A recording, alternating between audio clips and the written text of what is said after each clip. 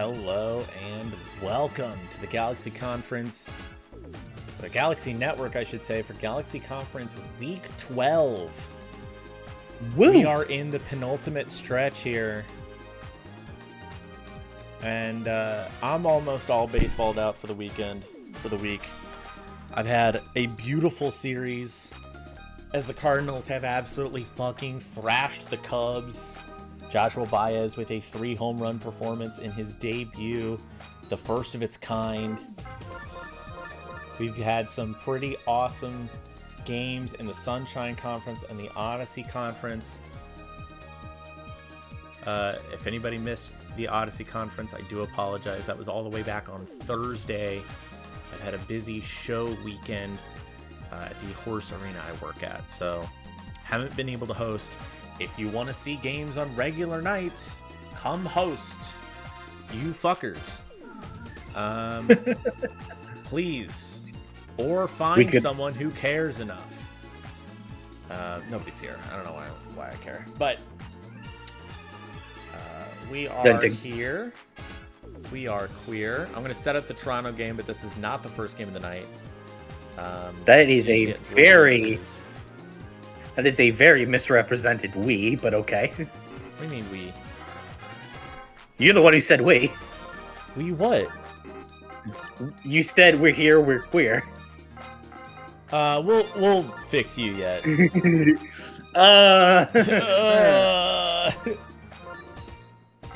Do I need to be fixed is the question.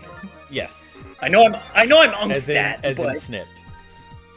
No, I kind of appreciate and I'm happy with my gender identity, so... No, we're gonna snip your balls.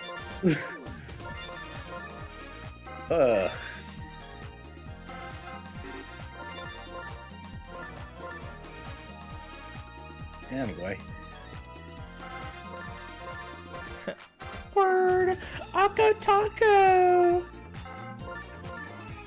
That's what you sound like right now.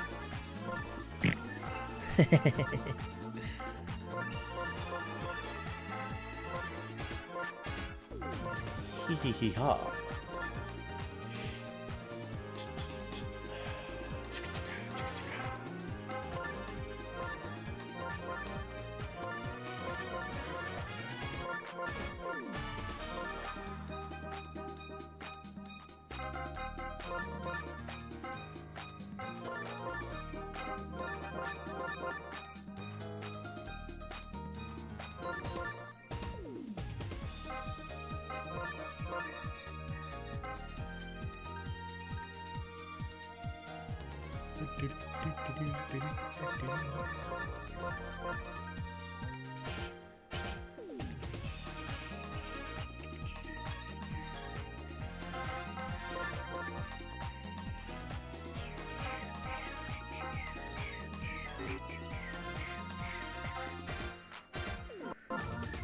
Okay.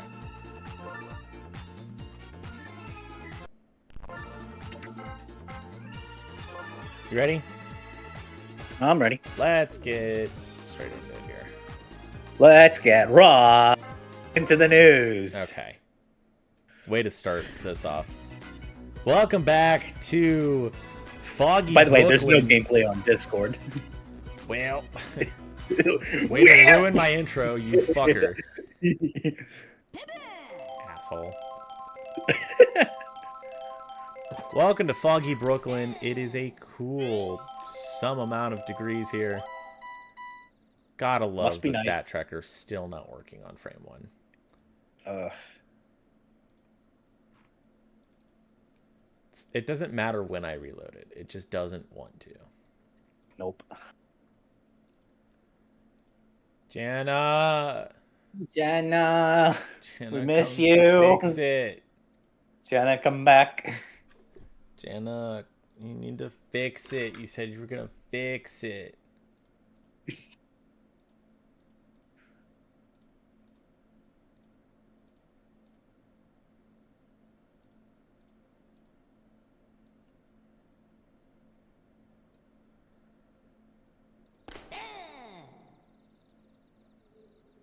Okay.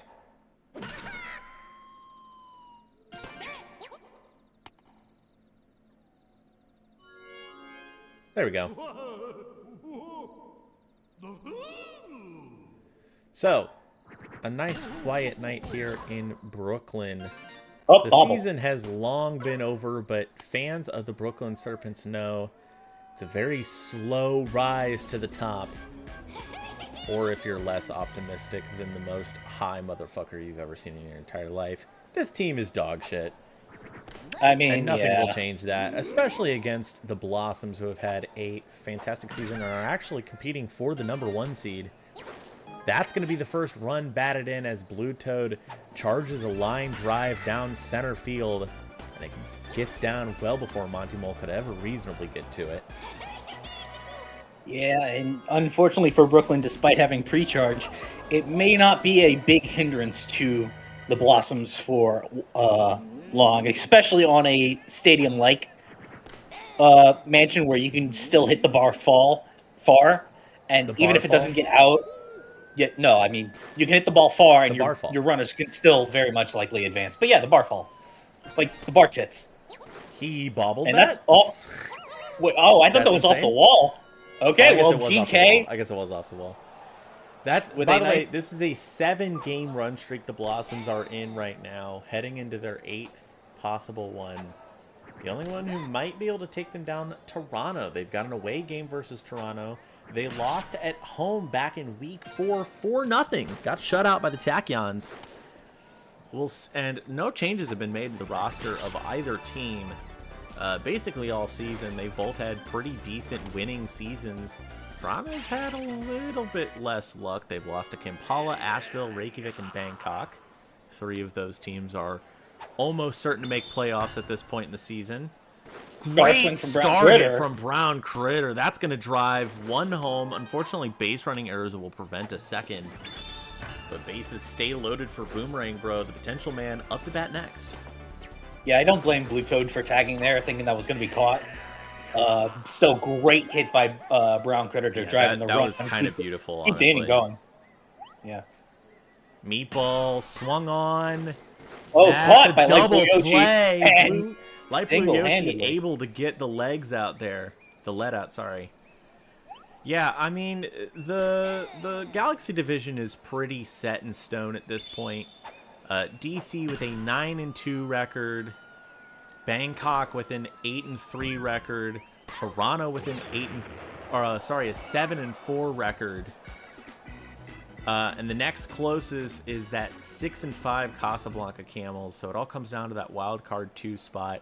Casablanca a game ahead of Las Vegas, 2 games ahead of Minnesota and of Asheville. So Casablanca likely to take it. They've got a game against Asheville tonight. They won their first one earlier this season in a 7-6 duel. It was very close, though, so we'll see what that's going to be like. Casablanca at home tonight. We'll try and finish that off despite a negative run differential. But everything's basically set in stone here for the Galaxy Conference. Just trying to see, basically, do they keep win-loss records high enough where they can get higher spots? Currently, the DC Blossoms are the #2 seed, but they're getting really close here. If Bomberg upsets Reykjavik for a 3rd straight loss and a 3-3 divisional record from the Rat Kings, DC can clinch it out with a win here tonight and versus Toronto, which, in all likelihood, they will do so. Of course, Brooklyn's not going to go without a fight here. Light Blue Yoshi on base for Funky Kong. He'll charge on ball 1. Won't swing at it. That's a good take. Charges again. Sends one deep to right. That one's hooking left, or that was hooking some right. Strange contact here. I wish we could get a replay on that one. Swing and a miss for strike 2. You know, wonder how the ball went through the board there. And he'll slap hit on strike 3. That pops up way too high. Magenta Toad will finish the side here. But yeah, this is DC, gonna be... if they keep playing optimally tonight and next week, they can hope that Reykjavik falters against Bomberg, who's fighting very hard for a wildcard seed right now. If that manages to happen after some pretty weird lost games from the Rat Kings in the last couple games, you might see DC take over the 1 seed, which really just means different opponents in the second round. DC's basically guaranteed a bye. Bangkok also basically guaranteed a bye here as long as they finish out well against Las Vegas and Casablanca, but they're currently in the number 3 seed. And Toronto's a higher level seed, but will have to go through the first round wild card matchups there. As will likely Casablanca, unless Las Vegas or Minnesota or Asheville pulls one out from behind. I do believe Asheville and Minnesota would get eliminated from contention if their games go the way everyone expects tonight. I think Las Vegas, with a win tonight against Bangkok, might still be in it, but I mean... Or it would be with a loss against Bangkok and Casablanca winning against Asheville, I believe, would get eliminated from contention because they would be 2 games apart at that point. And that's the most likely scenario. I mean, Bangkok won against them earlier this season. Casablanca won against Asheville earlier this season. Bangkok's a good team, right? Casablanca's had pitching depth problems and some other defensive problems, as well as Firebro's instability at the bat plagued them all season. Right.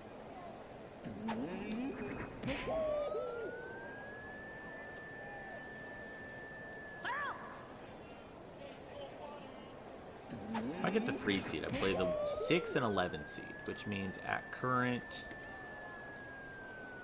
that's going to be against the warning track against the wall, and Samoa Joe will get that for out number 3 there. 2 more runs score for the Blossoms. They're going to be doing a lot of slap hitting tonight in order to score runs. Not a lot of home runs expected here. You might get 1 or 2. It's DC. A lot of runs, though, for DC, though. Pre-charge from Monty Mole. That'll be a deep line drive, and Magenta Toad bobbles it. Okay, but it paid off because there. Yeah. That was weird. That was a weird interaction. Unfortunately, no Bowser's Castle here. According to my rough calculations that I had,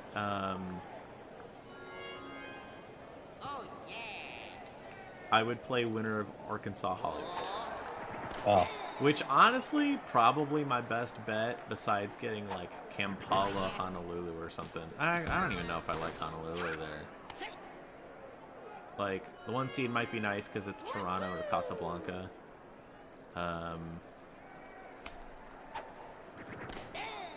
It's a frightening mix with all these characters, and I'll be happy just to make it to the playoffs and make it to the second round there, but I think anyone can truly do it. Wow, danger in the outfield there. Brooklyn on the board. First run, and this will be a close play at the close plate. Play. I think Luigi has it. Yep. It's a 3-run game here. Brooklyn not going out tonight without a fight. They're trying to spoil DC if they can. They're not too happy with the way the season is played out. If they can get any runs on the board, they will. They will definitely try to go out with a bang rather than a whimper tonight. Yeah, so far DC and Bangkok have both clinched playoffs.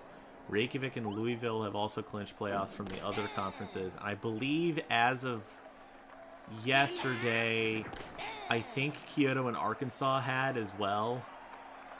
I mean, they were all but in already.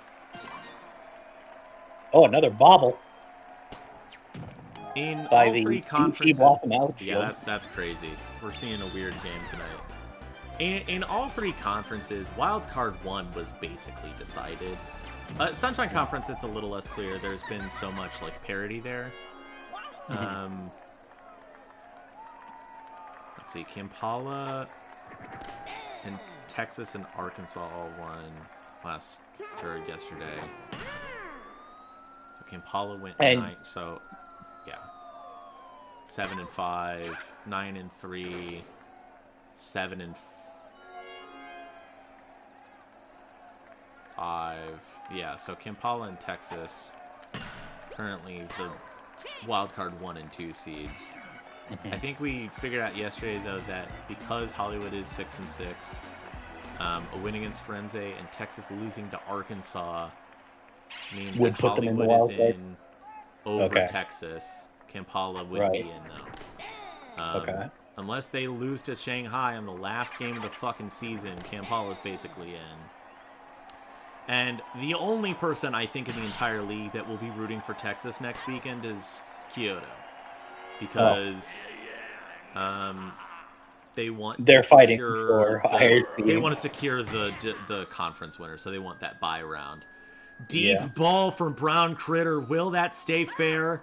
No, it will Just not. foul. We might have to look at the VAR on that. That was a little disgusting. No, I think that was just left of the foul post. It was very close, though. It's hard to tell out there with the and Mario gets the strikeout there. You have to wonder if the wind was not blowing the way it was, if that had been a little bit more in Brown Critter's favor there for a solo homer. He hasn't had a ton of offensive output this season. It's nothing to scoff at, but nothing to take home, nothing to write home about either. So, you know, he'd love a little bit of stat padding here at the end of the season, even if it's against the Serpents.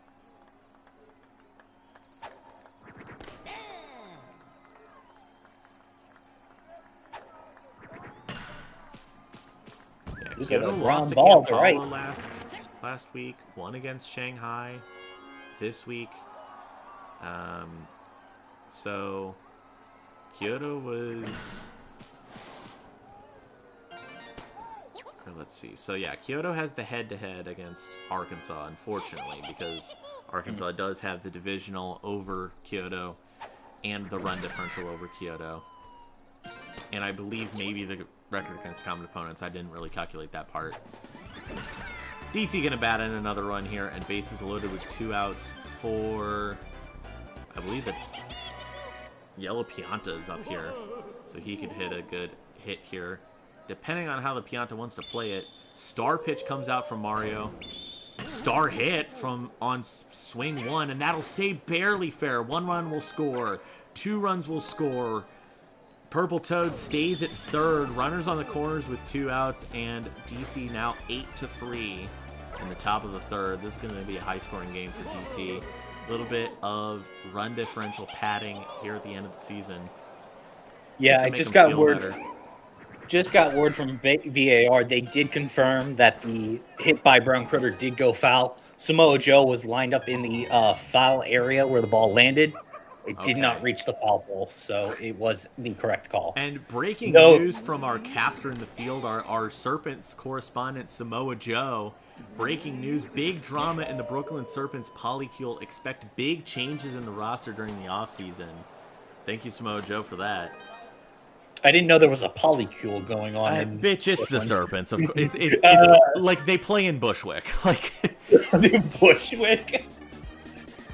Crazy.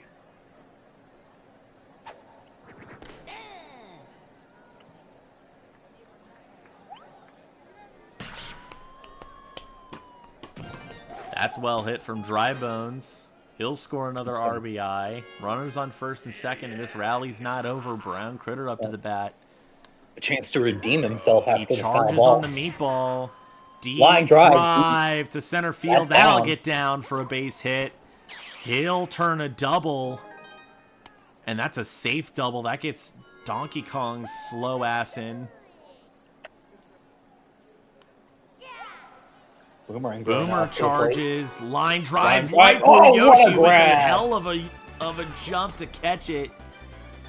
That'll be out number 3, leaving runners on second and third, but a 7-run inning for the Blossoms, so I don't think you're super mad about leaving runners in scoring position there. Yeah, you got plenty of runs there.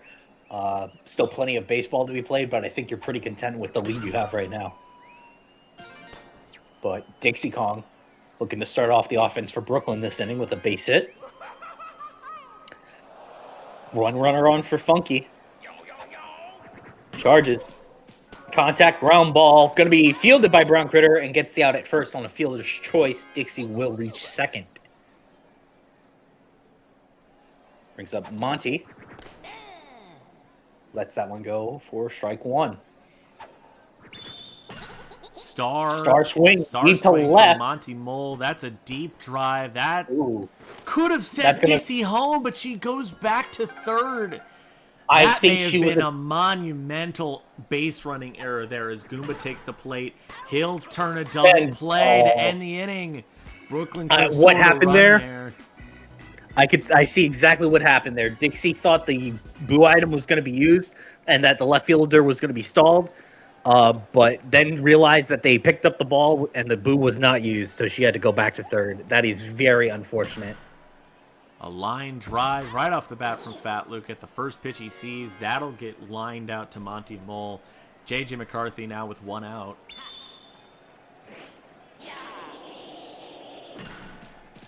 Ground ball. Fireball Dixie will hit bobbles it off the Dixie. fireball. Is unable to throw it in time. That's a JJ runner makes on. base for the Maverick. Charges. It's a go for strike one. Line drive up the middle. That gets down for a base hit.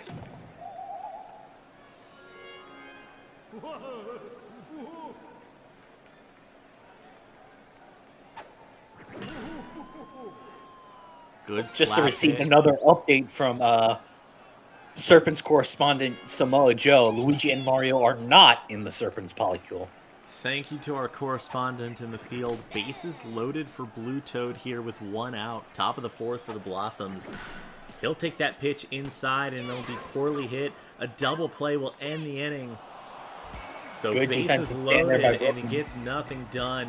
And again, if this was a different game, you'd be pretty pissed about that if you're the Blossoms or a Blossoms fan. But they're up by 9, so maybe you don't really give a shit.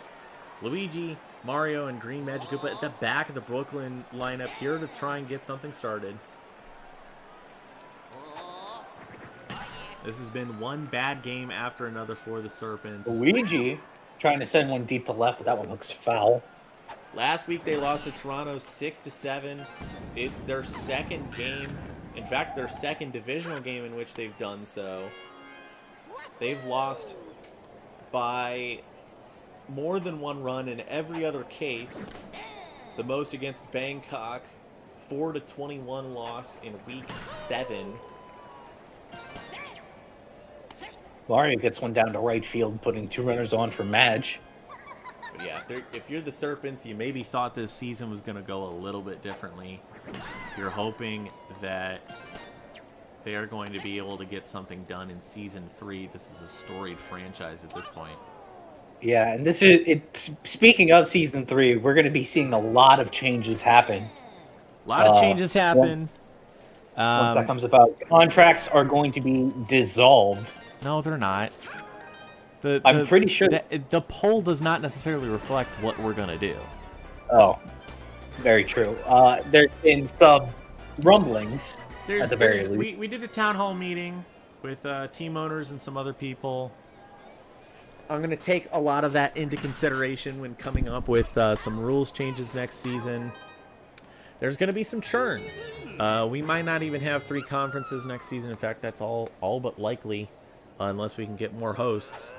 And there may be some franchise changes. I'm going to try and have new GMs take over old franchises this season. I think it's only fair. We try and keep some of those beautiful logos that we've had over the years.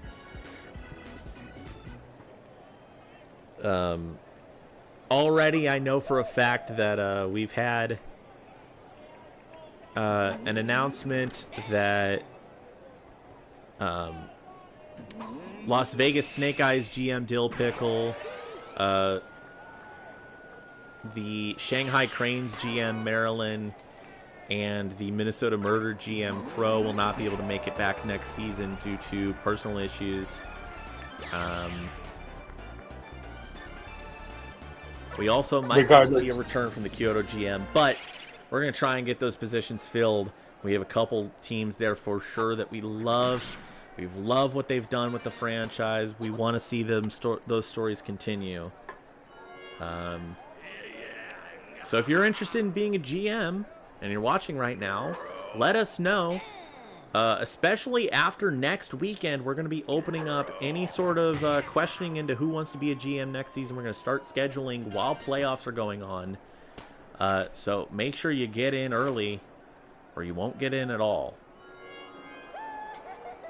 Back to the game here. Runners on second and third with 1 out for the Blossoms. Boomerang Bro up to the bat. And they're up 12-5 in the top of the 5th.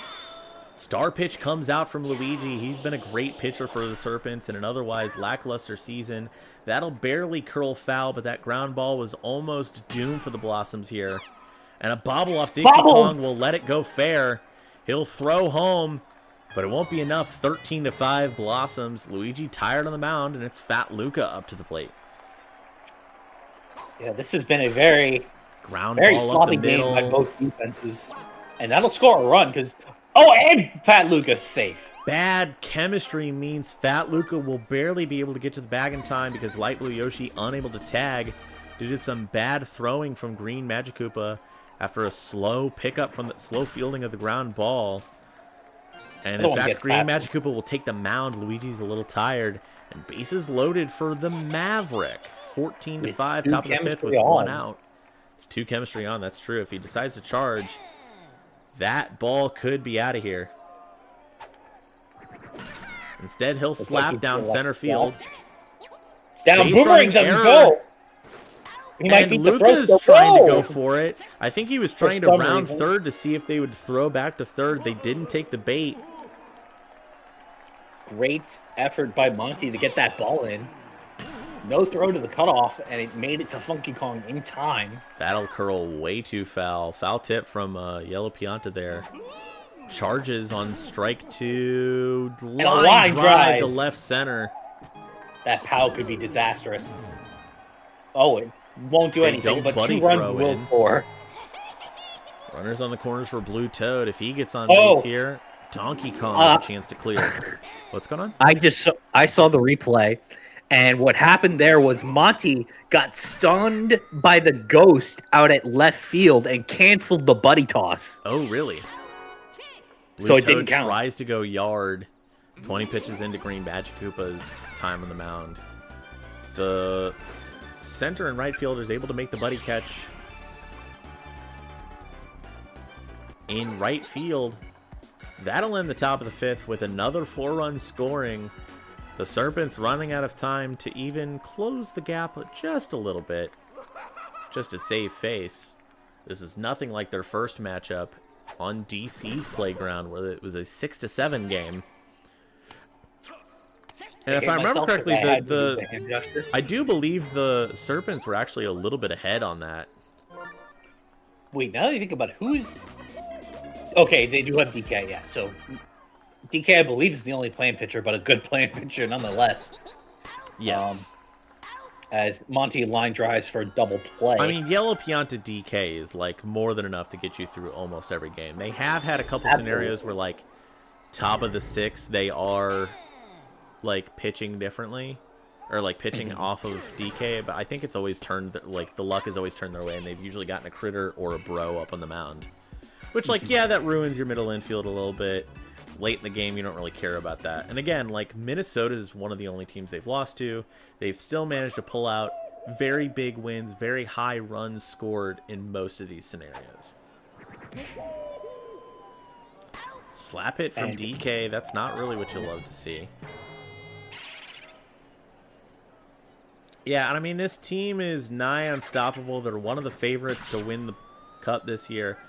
I'd say there's like 4 or 5 teams that are fully negative. Oh my god, the first home run of the night, and it's in the top of the 6th. A solo shot from Dry Bones will make it, I believe, 17-5. Deep left field, right next to where Brown Critter, who's coming up next, fouled out earlier this game. Yeah, that camera angle did not do that justice. Yeah. Green Magikoopa steps off the mound, and the left field chemistry is ruined. With still an inning and a half to go, Samoa Joe steps up to the plate. He'll likely finish off the rest of the game, unless something extreme happens. Brown Critter flies out to the middle of center field. Routine fly out there for Monty Mole. He'll get under it and get out number 2. Boomerang Bro up with nobody on. This DC team, they're one of the favorites. Simply because Toad, Pianta, Toad, they get on base. Every once in a while, they'll get it. There are almost everyone on this team is someone you can't depend on not to get a home run at some point, and you can't depend on not to get on base most of the time. I think if we look back at the end when we have all of the final stat tallies out, you'll quickly see that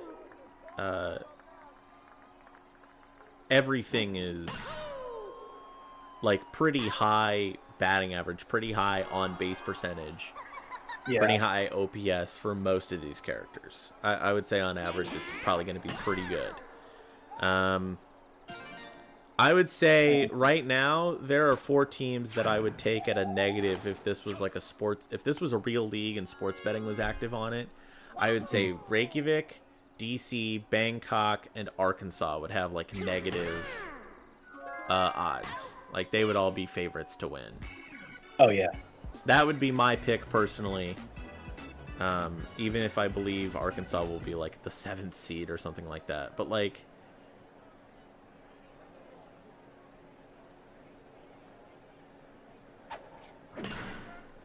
I don't know. What do you think? Who do you think makes like the run that nobody expects in the playoffs this season? If I had to pick a team, I think Louisville has a really good shot. As unfortunate as that is to the dismay of the entire Discord, I think the Lightning do have a very strong case to be made. They're playing lights out baseball. I think they don't. I understand it's a strong team. It's a good team, right? I'm willing to admit it's a good team at this point in the season. But you've lost to Reykjavik. You've lost to Oaxaca. You've lost to Bamberg. Who do you have that's like a top 4 team that you can win against? They never played Bangkok, but I can tell you right now how that'll end. You know, I just don't believe in the team to. I think they're good. I think they're a playoff faller. You know, they're definitely the Dallas Cowboys who can't beat anybody over 500. No, I think they're the like 2021 Brooklyn Nets. Where they look so fucking insane and like a perfect team for the entire regular season, and then Kevin Durant chokes in the playoffs. Okay. By the way, that's 18-5 now for DC. Yes. We're getting into territories where you start to look here and go, I wonder if this will go anywhere. Bat crack down center field for DK. It's a notoriously difficult center field, but that is all the way up at the top of the stairs, leading off the field. DK with a 3-run bomb directly down middle. And this is DC's first game over 20 runs. Of their last 6 games, 5 of them have been in double digits. Last week, they dominated Minnesota 18-9. This is their first game with over 20 runs scored. They are playing lights out right now. It's a strong team. Whatever you want to say about how they got that team or how stupid it is or how unfun it is to watch, it is a team that is going to perform well. They are almost certainly going to make it to semis. And it's going to be like to the last game of the series in the semis, at the very least, if not like a finalist, a championship contender, for sure. Absolutely. And with that inning coming to a close, Brooklyn on life support, needing 16 runs to force extras. And let's be honest, if they got 16 runs right now and forced extras, it still wouldn't be the highest performing game in GSL history. Nope.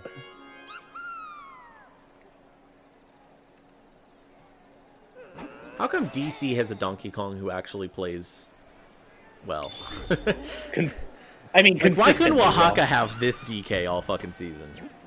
I don't know. Why couldn't Hollywood have this DK all season? I mean, their back half has been awful. Yeah. Lost to Kyoto, lost to DC, lost to Kampala, lost to Honolulu, lost to Arkansas. I mean, in their defense, other than, I think, the rough loss to Melbourne at the start of the season, like, they faced a lot of tough opponents this season. Yeah. Arkansas, Honolulu, Kampala, and DC are no slouch. So no, that's for sure. But being a middle team because of that does kind of suck. Yeah. I mean, yeah, they've got a really hard schedule, all things considered. They had Texas 2 times, Arkansas 2 times. Yeah, they won this game. Who cares? They faced Bangkok and only won because I fucked up the lineup as kind of a joke. They played DC, they played Kampala, they played Kyoto, they played Honolulu. And even if they make it with a Texas loss and a win against Firenze next week, they're going to be likely... Like, I think they're legitimately going to be, like, the fucking, like, 11 seed. Which means they're probably going to play Arkansas. Or play Kyoto. Or play somebody up there. And, yeah, that's probably, like, the position you really don't want to be in right now if you're Hollywood. Yeah. Because of if you get past that, then you have to play me. Right. So I mean... Hollywood did split their series with Arkansas. They did lose to Kyoto early in the season, like we mentioned earlier. By the way, Yellow Pianta and Blue Toad, your dual MVP for this game. That's pretty unsurprising. And let's also take a look here. Like, if not for an item play, Dry Bones would also be on that list. That's crazy. DK got real close. So, you know, a lot to be said here. The worst performer was Boomerang Bro, which does not surprise me. Yeah. Samoa Medium Joe tragedy is one of the biggest mistakes of this Serpents lineup here. Them being at number 2 really ruins the lineup here. I think, honestly, there's... If you had done, like... If you had been able to get a Light Blue Me, and you did, like, Monty Mole, Dixie, Funky, Light Blue Me... Light Blue Yoshi, fucking Luigi Mario, Green Mage, and then put Goomba at the end or something like that. Like, maybe you have a completely different team. Maybe, I don't think it's a winning team, but like that on Luigi's Mansion might give you like a, you know, like a 4 and 9 season or a 5 and 8 season rather than a 1 and 12, which is what they're about to have. If they lose against Minnesota in the rematch next week. That'll be fun. That'll be a good rivalry. Oh, that's very likely. Chapter of our lives here. Yeah. You've got 525 there. Can you fix that real quick? Oh, is it? Oh, whoops. My bad. Yeah, I got that. God damn it. Why do I do this?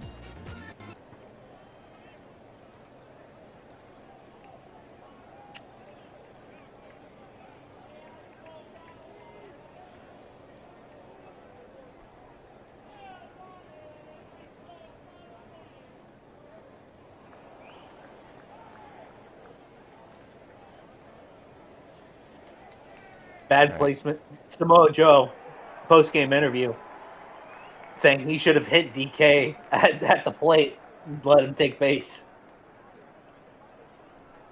Might have been a better decision there, but... So let's see. Who's up next? We've got Toronto at Minnesota. Minnesota. And DC moves on to a 9-game win streak. What? 9? Oh, 8-game win streak. Excuse me. Wait, what? Yeah, 8-game win streak. 6 or hang on. 2, 3, 4.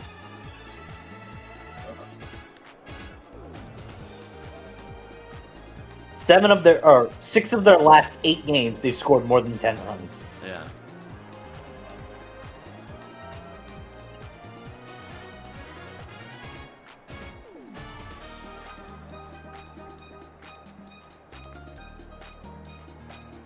And let's not discount the defense either.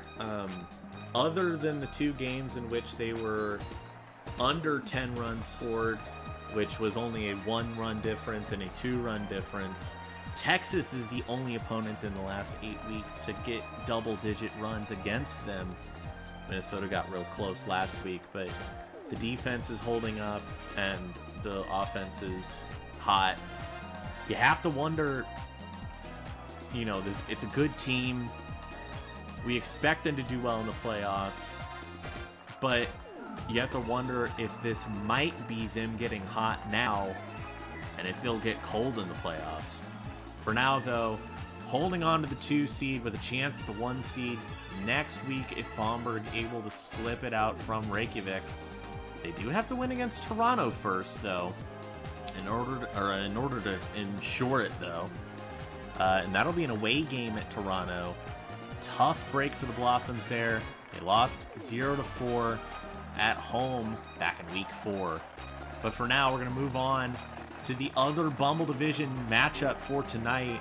Toronto at Minnesota. This should be a good game.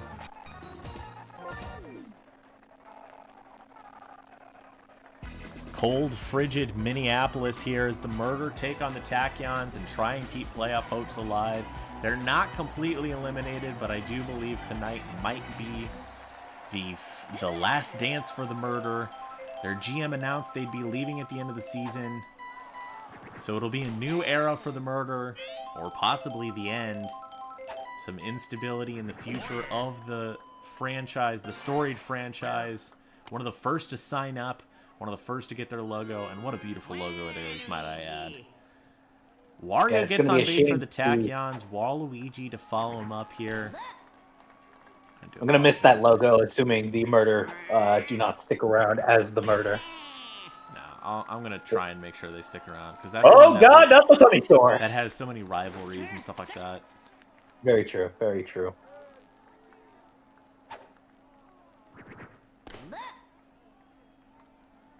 Luigi with a 2-1 count to Toadsworth on the mound for Minnesota. Line drive out to left, gets down, and that'll be 2 runners on for GDB.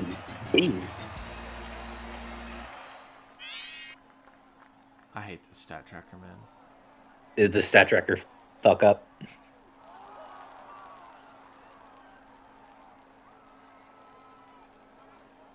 It's just not recording. Okay. I don't hate it. I just wish I knew how it all worked so I could go in and fix it. Right. But I don't, so I can't.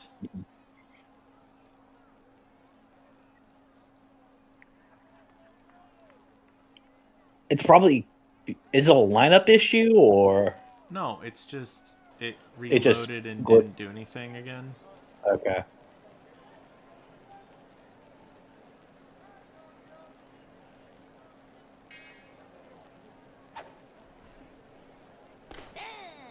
GDB watches that one right down the middle for strike 1. Charging this time. Outside. Count is 1-1. Charge hit to left. That's going to be caught by the left fielder. And Wario and Waluigi will head back to base. Still 2 on for Green Critter. Good chance for Toronto to strike blood first.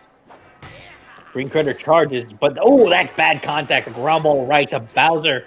They turn a double play and end the inning there. So nothing to show for Toronto off the 2 base hits. As the Murder will lead off with Red Madge, Dark Dry Bones, and Blue Dry Bones. Some very fine, consistent hitters with a, bad contact into a bobble, though, from Red Madge. Will not get past the infield, and that'll be out number 1. Up to the plate, Dark Bones, who charges. Line drive till right center. Off the arrow, that broke Baby Mario's ankles, and Dry Bones will reach on extra bases. Going for third, he gets a triple. A rare triple. You never really see a triple in this league. He'll be somebody to look out for tonight. You wonder if he'll try and go for the cycle. That's the hardest part right there. And especially on Mario City night, you're likely to get a double, to get a single, to get a home run. Could be possible. And here is Minnesota Murder, Doug Bowser.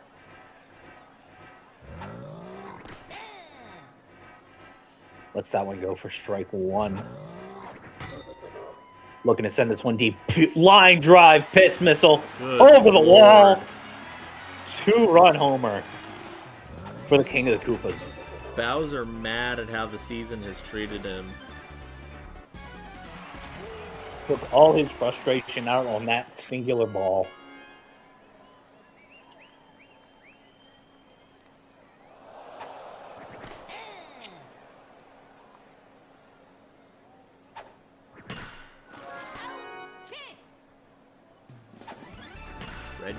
Shy Guy with a good dive there to end it.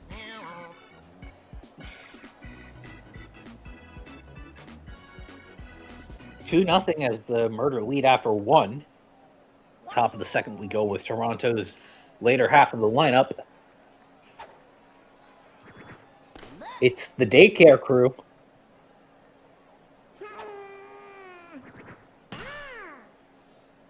Red Yoshi lines on the left. Crew, bro. Well, I mean, it's Yoshi, baby Yoshi, so... It's not the same, man. It's not the same. The daycare dads. Gay fathers. 2.5 dinosaurs.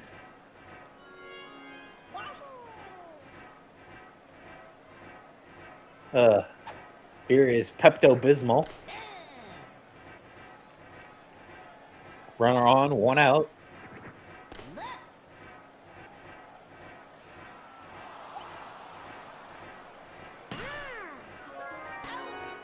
Oh, and a great magic catch by Madge.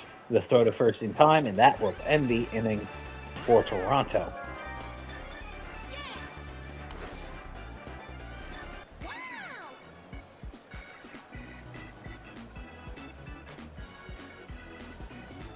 Still 2-0 as we head to the bottom of the second. There is Greg. Star Meatball hit from Old Rock. Bobbles off Red Bobble. Shy Guy. And oh my goodness, that's going to be... oh my God, that's another triple for Minnesota. And Greg will happily stay at third. Great hit. Great star swing by the young center fielder.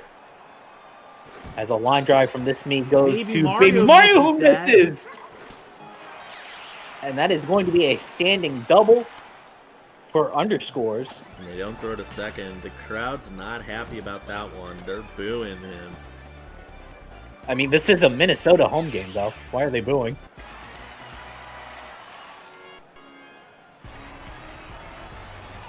Here is Bowder Jr. I think it's the crowd over in third base.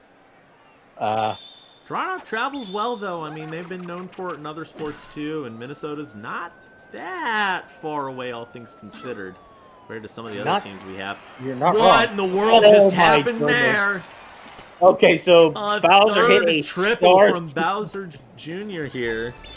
Or, sorry, a third triple for the Murder here. Incredible placement with the star swing. Not only does the paintball knock Baby Mario out, the ball lands directly on the arrow. It's a great hit there for Bowser stuff. Jr. And with no outs and 2 triples on the day today, we reach the end of the Murder lineup. That gets past Green Critter somehow. Oh, Bowser Jr. stays at third. That's a pretty wise decision, but Old the Rock is already tired on the mound. This looks like a much different game than the first time Minnesota met up at Toronto. Red Match. Another bobble. Red Shy Guy, sorry. And might I remind you, Toronto won 4-2 against Minnesota back in Week 8. Old The Rock off the mound, maybe one of his shortest stints on the mound in the entirety of the Tachyon's career, as nobody's really scored 5 runs that quickly against them. Wario's got a decent amount of stamina if he decides not to throw star pitches, but as we know, that's not really his style. Runners on first and second here for Dark Bones. That's a real bad contact. That'll turn a double play, but Toadsworth on third for Blue Dry Bones. Chance to bat in another run here, and Bowser's on deck. That'll get past the infield. Toadsworth goes home for a 6th run. 6th run. And the purple people eater. Bat crack. Deep center right to the warning track, to the wall. They jump for it. It's just a little too high. 2-run bomb for Bowser, his 2nd of the night. Incredible. This is a completely different Minnesota team from what we've seen the last few weeks. They are just firing on all cylinders, both offense and defense. It's a different team than we've seen most of the season. I mean, they've had some really good games, especially in the middle, or the first half of the season, I should say. They had that 13-3 win against Casablanca, which feels pretty important to the season. They lost 18-19 in Bangkok, or against Bangkok. That was kind of a weird game. 17-10 win against Brooklyn in Brooklyn's highest performance. They had that, of course, that 25-23 game that they lost by 2 runs in extra innings. That was absolutely ridiculous. And in week 1, they looked unstoppable. That 16-11 victory against the Blossoms. Oh, nice arrow shot for Red Shy Guy, who will take a double. And you'll notice Toadsworth has not taken a lot of pitches. He's on his like 15th or 16th pitches here. Yeah. Well, there was a couple before I got the stat tracker working. So he's on like number 16 or 17, something like that. Deep line drive from Old the Rock. That might go off the arrow shot. Red Shy Guy will go home off that. Oh, and the blue might item. get the That doesn't help them any, but a standing double for Old the Rock will put the first run on the board. I think he could have made it to third, but it's possible. It's possible. His legs just aren't the same as they were. Yeah. Mana. Mana. Here is Wario up to the plate, top of the lineup for Toronto, of course. I believe this is only the second go-around for them. Hopefully we'll have a little bit better luck. Charge hit. Struck out well to right field. Old the Rock goes Old the Rock rounding third. Oh, but it's going to be a close play. Old the Rock gets there. Second run of the game for Toronto. Now they're on a different momentum path here. This looks like it's going to be a pretty high-scoring game if the Tachyons start getting hot now. Great hit from Wario there, an RBI single from him. I mean, that was still the bat with no outs. Still a great effort there by Palpatine. The throw to Bowser at the cutoff. Bowser has chemistry with the dry bones at home. Waluigi will take that. That had a lot of sauce on it, a lot of velocity. A low ball to the outfield, and he'll take his base. Runners on first and second for GDB, who's been monumental for the Tachyons and any of the other teams he's been on all season. Unfortunately, this time he'll hit a pretty nasty ground ball that'll get to Bowser. He'll turn the double play there, but Wario on third base for Green Critter. He'll line out to third, end the inning. Oh, still though, 2 runs score for the Tachyons in the top of the third. Not out of it yet. Still plenty of baseball left to be played. Absolutely. And if the Toronto Tachyons start playing like that every inning, you might have a problem on your hands. But is this Minnesota offense going to keep firing on all cylinders? Let's see. Greg lines one up the middle. That gets down for a solid base hit. That's a runner on for underscores.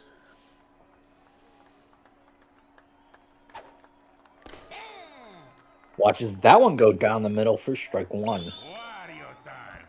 And another star pitch from Wario. Well tracked by underscores, but grounds one to the third baseman, and that's an easy double play for the Tachyons. Nobody on now for Junior. It was a good hit, just not enough pull from April there. So Junior slaps to middle field, center field, sorry. Bad chem, but that doesn't really matter. Bowser Jr. takes base for Toadsworth here at the bottom of the lineup. The second go around here. 5 players already have RBIs tonight. Toadsworth will not enter that category as he'll get the third out. Nothing of note from the murder, but they got the top of their lineup in inning number 4. First off, though, it's the gay dads for the Tachyons to start things off here. And they line one right to Bowser for the first out. Red Yoshi and Pink Yoshi haven't done terribly well for the Tachyons compared to, say, something like Louisville. That'll be out number 2. Baby Mario's not a great hitter, and you don't love having him at the 5. I mean, the POW might have broken up that play, especially given how long it takes Magic Koopa to pull in the ball. But sure, but he's for whatever reason, the item came confident. One of the other things you got to remember with this Toronto team, they've never scored more than 8 runs, and for the most part, they've scored either 4 or 7 runs. That seems to be their 2 medians. So we'll see which Toronto we get today. But either way, Minnesota already with 8 on the board. You have to wonder if Toronto will break the mold tonight of all nights and pull out a win, or if they're in danger of actually becoming wild card 2 at the end of the season here. They've got an even tougher game against DC next week. It is a home game, but yeah, still not a. By the way, this is the game Murder's last home game, so it'll be a home closer. You might not ever see this Murder team at home again. Take it while it lasts. Red Match watches that perfectly, but lines into Green Critter for the out.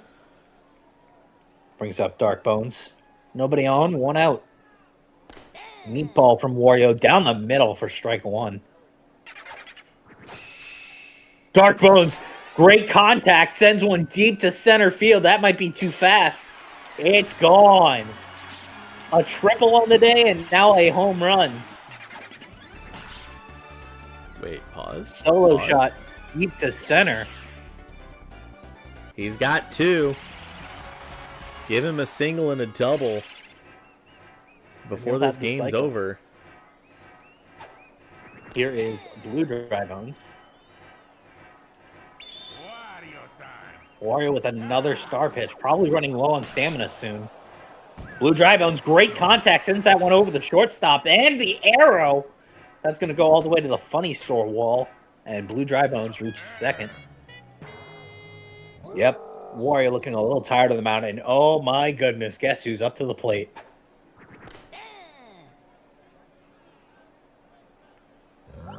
Charges on strike 2, gets the meatball, line drive. Line drive. Gets down, but that's going to be a base hit. Blue Dry Bones around the third. But it will drive in another run. 10 for the Murder tonight. And Wario's off the mound for Waluigi. Wow. So,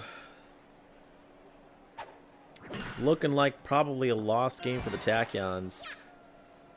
Palpatine with a line drive up the middle, advances the runners. Hey, and if anything, this just proves the Murder are not ready to be out of it yet. By no means. And Ground ball. And the green shell. Greg not able to get their time, but does advance the runners. Underscores with 2 chem on. If she charges, she's charging on strike 1. She's pulling her charge out. Swings on strike 2, but that's well hit. Bowser will go home off that. Runners on the corners for Bowser Jr., who now has 2 chem on. He hit a massive home run for the Lightning earlier this week, and he'll hit a line drive out to right field. Red Yoshi there in time, though.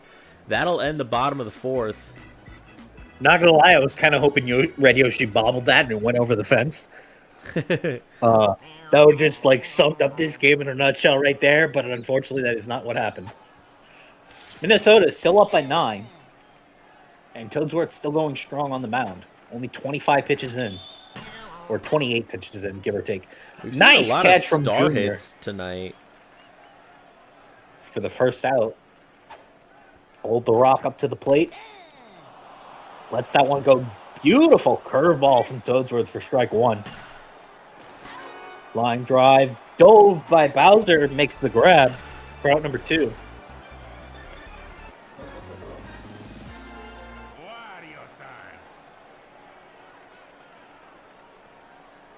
Yes, Teasy, you did in fact win. Here is Wario up to the plate now with a nice blooper to right center. That gets down. Underscore is unable to corral a buddy toss, but Greg able there to make the recovery. Here is Waluigi up to the plate. Line drive over Red Match. That's down for a base hit. 2 runners on now for GDB. Looking to get something going for this Toronto offense. Oh, but that's a high fly ball to center field. Greg gets under it, and that will be the inning. Runner stranded and nobody on for... you gave him, I believe... Hang on, I'd have to look at the... Oh, right. Because Asheville. Yeah. What do you think about a me, Waluigi, Wario, and then DK or K Rule or something, or like PD or something like that as like a first four of a team. It's like do the tried and true technique that we've seen with like DC and a couple other teams where they have like their main power hitter doesn't have chemistry with anybody before them. But they just have these hitters to get on base for them. Yeah, and specifically, like, it has to be, like, one that's decent, and then, like, Waluigi is good at getting on base, and specifically, Wario is good at, like, clearing bases. So it's like, he might get, like, RBIs, RBI single or 2 RBI single, right? And if he doesn't, he might still get on base, and then you have, like, bases loaded for DK or something like that. Oh, what a pow. That's going to bring in a run. And Red Match is going to reach second as that ball rolls all the way. I don't know how I feel about that, but still might be wise. Red Match got hit by the pow, so... Honestly, if you know Bowser's coming up next... Okay. Okay, I was not ready for Bowser to take a slap. Only one run there for the murder in the bottom of the 5th. But they're up by 10. Here is Green Critter, nobody on. By the way, Dark Bones almost certainly unable to hit for the cycle. He's only 2 for 4 tonight. Very unfortunate. Very unfortunate. Here is Gray Shy Guy kind of has a chance. He'd have to hit a home run. Home run and a double is what he would need. Or Bowser Jr. home run and a double. But again, how likely are we going to see them twice with most likely only 1 inning left? No. I mean, yeah. Here is Baby Mario. Deep line drive, right center field. That's going to be caught, though, by Palpatine. That will end the inning. Well, we're about to see.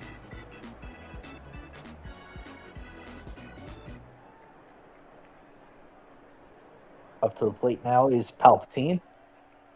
My goat, I miss you. And a bat crack from Palpatine sends that one flying deep to right field. That's back to the wall. Solo shot from the first baseman of the year last season. My goat. He's still the goat. Good for you, Palpatine. Finish strong, buddy. Oh, man. 13-2 as Greg steps up to the plate. Slaps one right to Green Critter for the first out. As Underscore steps up to the plate. Waluigi delivers. Swung on to shallow center. That gets down. That's a base hit for Underscores. Having a decent game so far. That brings up Bowder Jr. Bowder Jr. Bowder Jr. Junior with a slap hit. That's going to be caught by Green Critter. Throw to first in time. Makes a double play to end the inning there.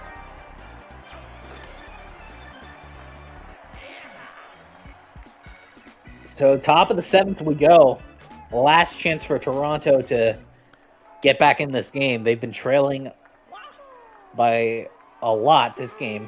And it's going to be tough to see them lose this one. And Junior with a nice dive throw to first. Gets Pepto-Bismol out at first. Toadsworth about to pitch complete game.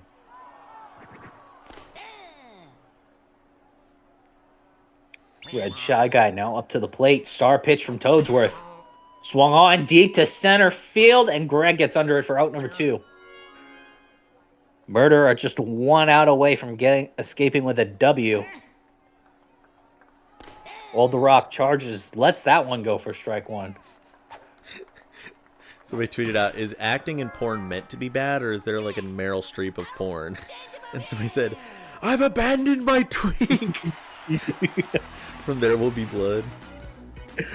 Oh my goodness. Abandoned my twink. I've abandoned my twink. Murder, take it 13-2 and stay alive for another week, I do believe. Well, it all comes down to some other crazy stuff, but a piss poor performance from the Tachyons tonight, 190 from Bowser. 2 home runs on the night, a home run from Palpatine, a home run from Dark Bones, 3 triples, 2 doubles, and singles from everyone except for Dark Bones on the team. It's a stellar night for them. Their offense was firing on all cylinders. Cylinders. Unfortunately, despite that win, I do believe Minnesota is eliminated, depending on how the standings are properly calculated. This is still from last week, the week before. They're 5-7 right now. Yeah, I believe every other team right now is 6-5.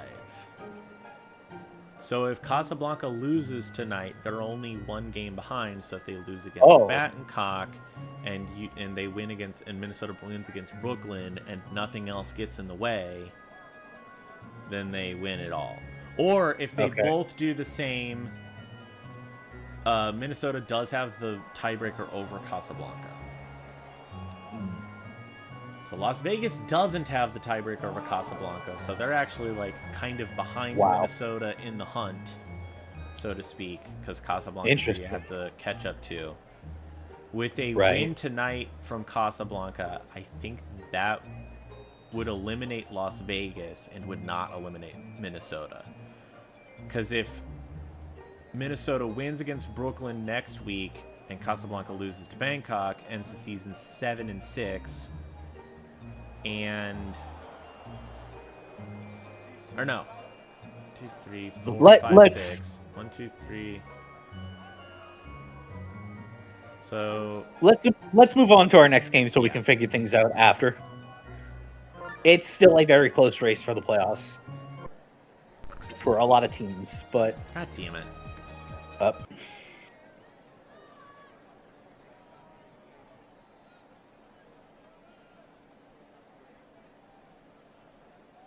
But as of right now, we can safely say Grenoble, Dublin, Brooklyn, and Shanghai have been eliminated from the playoffs.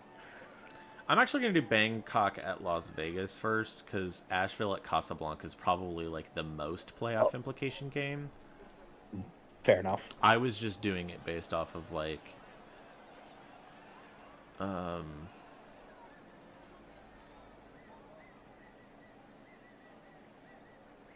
least likely to be a shutout, I think. I don't know what the hell I was doing it based off of. Ego, fair probably. Enough.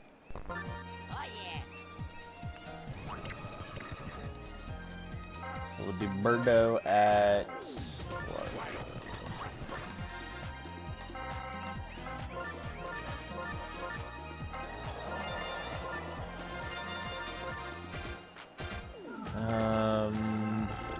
who do I have?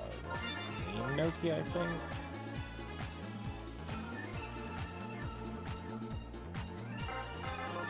Whoopie.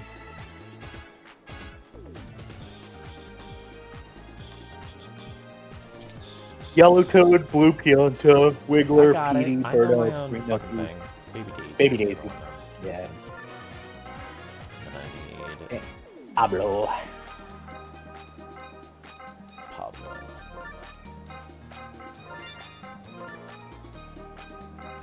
We have red and green. Red. Code? Yep. Stop reading it out to me.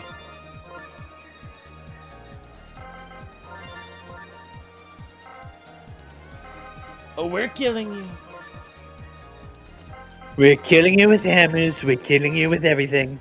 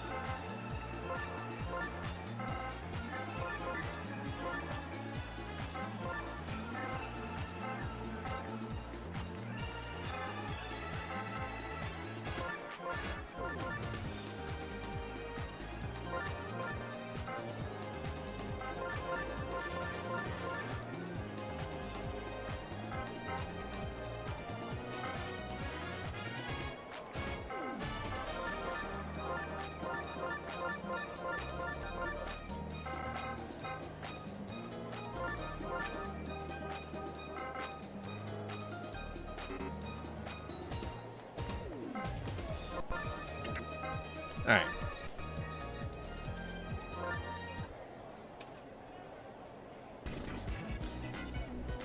Viva Las Vegas.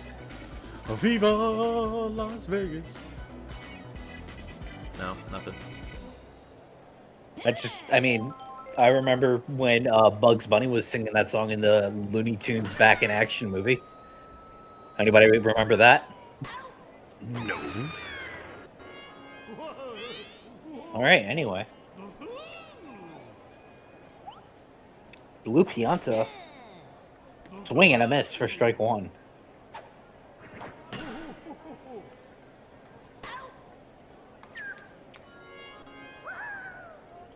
we go. 2 up, 2 down for Bangkok as Wiggler steps up to the plate. Takes 2 strikes. Slap hit to shallow center, gets down for a base hit. Gonna go runner on for Petey. Peter, the plant is here. You know he wants it. Pre-charge is in effect. Ball 1 from Toadette. Ball 2 on the outside. Good takes from Petey. Does she potentially walk Petey, not risking? Bat crack from Petey. Great take. That one's really high. Center field. Does it have the speed? No, it does not. No. Pre-charge that one looked really high. There. But yeah, just not enough speed on it. Baby Peach able to get up there with the assistance from Green Toad. And no runs on the board for Bangkok as we hit to the bottom of the first. It's Red Toad, Red Pianta, and Green Toad coming up for the Snake Eyes. Wiggler starting on the mound for Bangkok. As Red Toad with a nice slap out to right center gets down for a base hit. So runner on for Red Pianta. Wiggler with a pickoff attempt at first. Nothing there. Red Pianta with a bat crack. Sends that one to center field. That one looking a little too fast. Do they get there in time? What the no! Fuck? Yellow Toad, move your ass. I think Yellow Toad, as he is well known, the Piss Toad, had a little bit of pee running down his leg, and that's why he couldn't get there in time. Don't say it like that. But Red Pianta with a 2-run home run on Junior's Playroom. Here's Green Toad, who lands one just shallow center for a base hit. Runner on now for Firebro.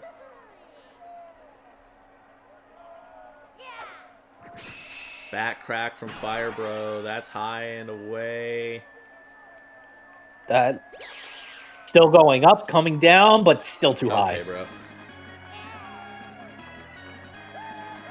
Beautiful swing from Firebro, and a beautiful texture, might I add, made possible by the wonderful Lyra and Axis, who have done a phenomenal job with all of our textures. So big shout out to the texture team.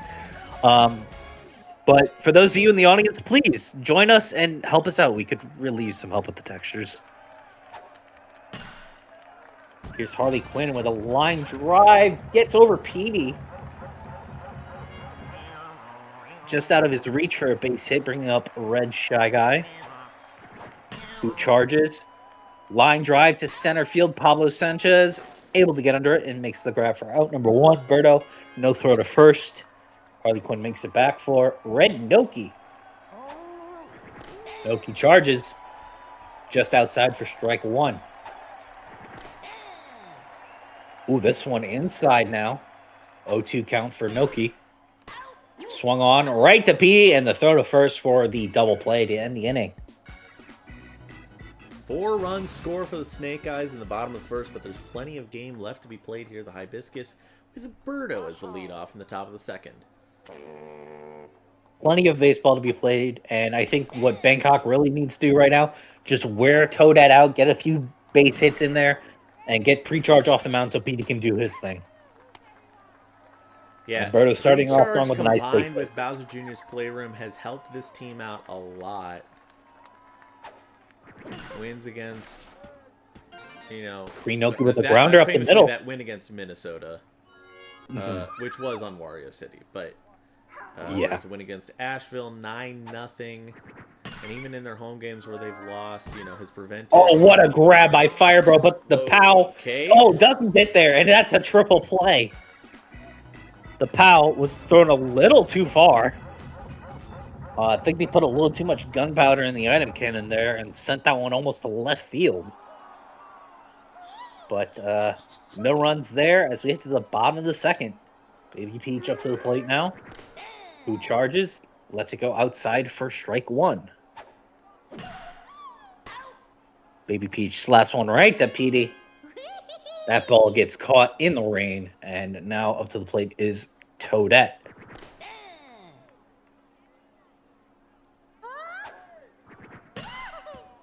Toadette with a grounder that's going to be fielded by Blue Pianta. Steps on first base for out number 2. As we see top of the lineup for Las Vegas. Star pitch from Wiggler.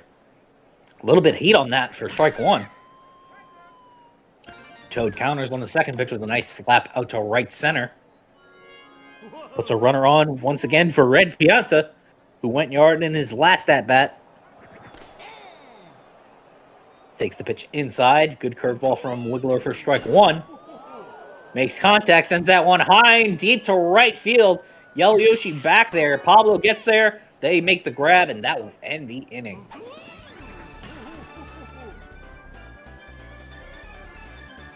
Good effort by Pablo to get there in time. Yoshi with a nice jump. Makes the grab and ends the inning there. No runs there for Las Vegas, though. They've still got plenty of firepower left in them, I think. Top of the third we go. And just hitting the tail end of the Hibiscus lineup. Here's Yellow Yoshi. Line drive. Nice dive from Red Shy Guy at second base for out number 1.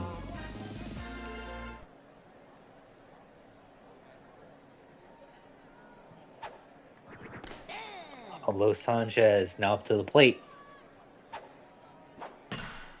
Line drive. Charges on the 0-1 count. He'll get to first base. Top of the lineup here, Yellow Toad in the top of the third. It's been a slow start for Bangkok offensively. They've been able to hold Las Vegas back since that first inning, but runners on the corners will be achieved here for Blue Pianta. Off of a great POW there. Yeah, a POW. Great POW there from Blue Pianta. Yeah. Recharge from Blue Pianta. He decides not to swing at it, though. The meatball from Toadette. Line drive to shallow. Well. And that'll get past Baby Peach. And that one gets past Green Toad. Yellow Toad rounding third, heading home, and that'll be 2 runs off the slap hit from Blue Pianta. So barely in time, a 2 RBI single. Because that was a fast throw in the infield. Yep. Firebro does have a decent arm, but was not enough to get the out there. Here's Wiggler with a runner on. Slap hit to shallow left center. That one gets down. That's 2 runners on with Chem for Petey. Toadette looking a little tired on the mound, but she's going to try and force pre-charge on the Petey this one last time. Petey says, no thank you. We'll still send this one deep to right center. That's coming down, and Green Toad gets up there to make the grab. Yeah, the power alley, unfortunately, is going to get Petey out there. Just loses too much speed between center and right field. Berto with a chance to put a line drive in to get another run or 2 on the board, but otherwise this is looking like the end of the inning for Bangkok. Hopefully Toadette stepping off the mound soon. 20 pitches in. Down by 2, the Hibiscus in the top of the third against the Snake Eyes at home. Pre-charge. Meatball comes out for strike 1. Doesn't swing at it. Now the pre-charge grounder. That'll be the end of the inning there. Unfortunate there for Berto. For the top of the 4th. We'll see how long that'll last. But first, got to get the Snake Eyes out of the way defensively. Green Toad first for Firebro. If he gets on, of course, that's a chance for a 2-run home run. That's what the Snake Eyes are depending on is their offense, because their outfield and their pitching depth are sorely lacking, as the season has described. Runner on now. Exactly what they want. Firebro up to the plate. Charges. Back crack. Sends that one deep to center. That one's going fast, and it's gone. The camera couldn't even follow it properly. I mean, the camera followed it properly. Pablo just not able to get there in time. Or Yellow Yoshi not able to get there in time to send Pablo up. And Las Vegas takes another 4-run lead. 6-2 as Wiggler showing a little frustration on their end.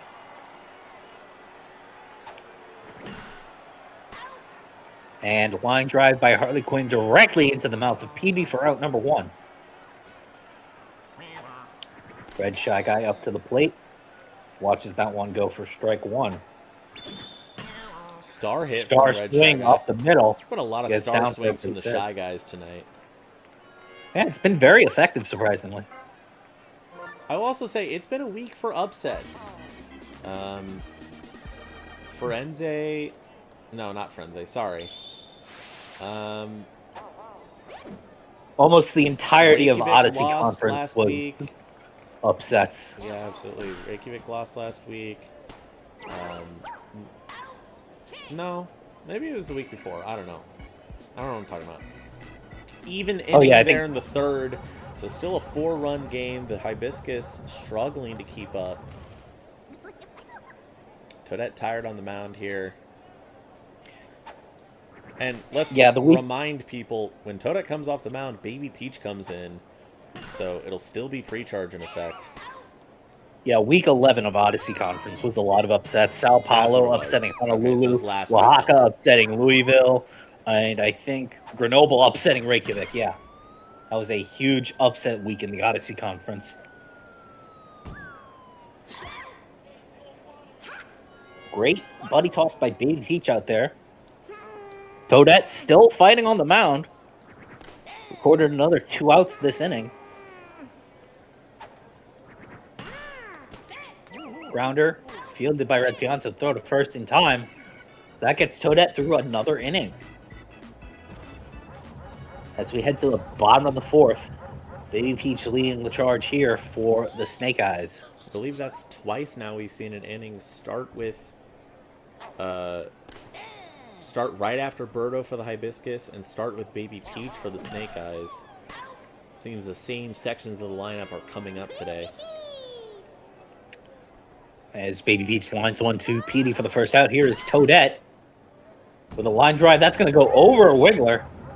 And that change hop, unfortunate timing there for Yellow Yoshi, but no extra bases to be had for Toadette. As we see Toad step up to the plate. Charges, line drive deep to right, but it hooks foul. Toad looking to slap this time. This one's going to go right over PD, and the boo. It's going to get Toadette an extra base. Runners on the corners now for Red Pianta.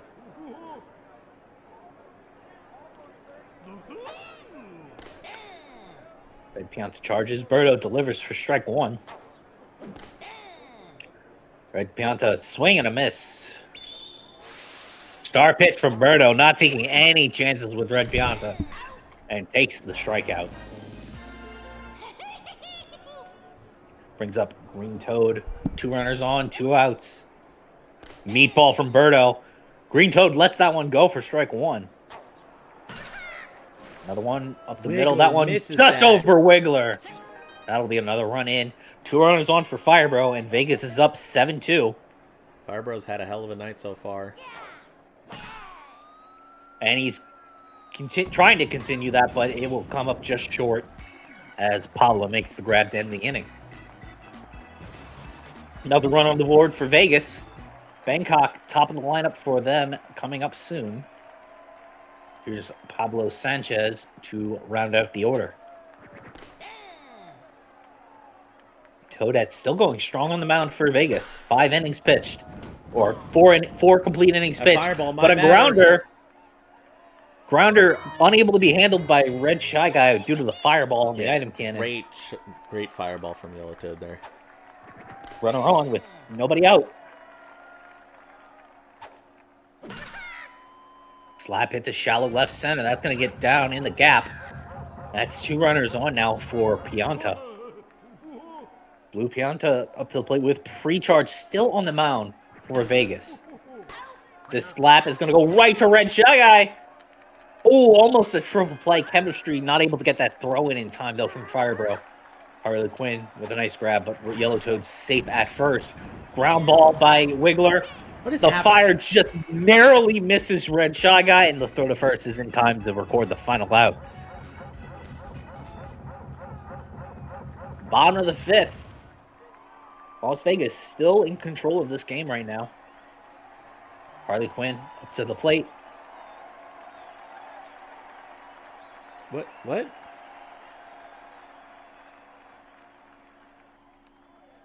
The stat tracker closed, and then the game closed. Did your ghouls infect me, man? The ghouls on your computer infected me. Lyra, What? be honest. No, I did not close the game. You would have seen the fucking "do you wish to stop the emulation" thing. Okay. Yeah, fair enough. All right. Oh, okay. Well. I love it here. I really do love it here. Jeez.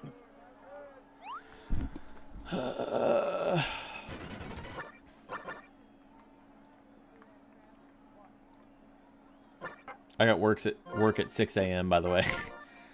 Lovely.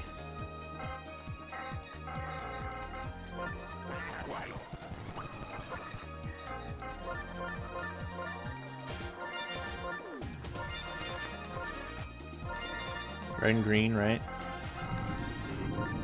Yep. Are you going through a wind tunnel right now? Hey, can you hear that? It's storming outside. Yes. Oh, okay. I can't believe you can hear that. That's kind of crazy. Ta-da, Baby Peach. Loshi.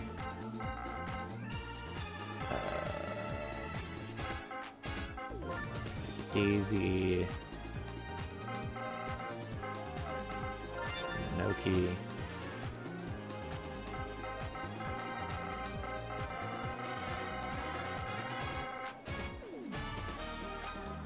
Blue Pianta.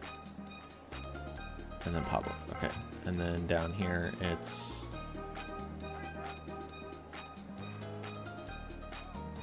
Red Shy Guy.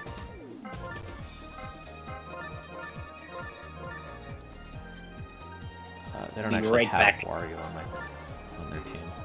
Okay, you better come back because I have to go get my laundry in a second here. Or you're already gone. Okay.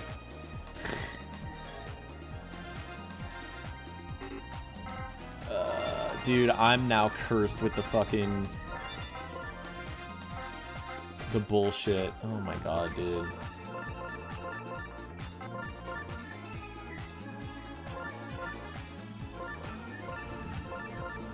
I can't believe it, man.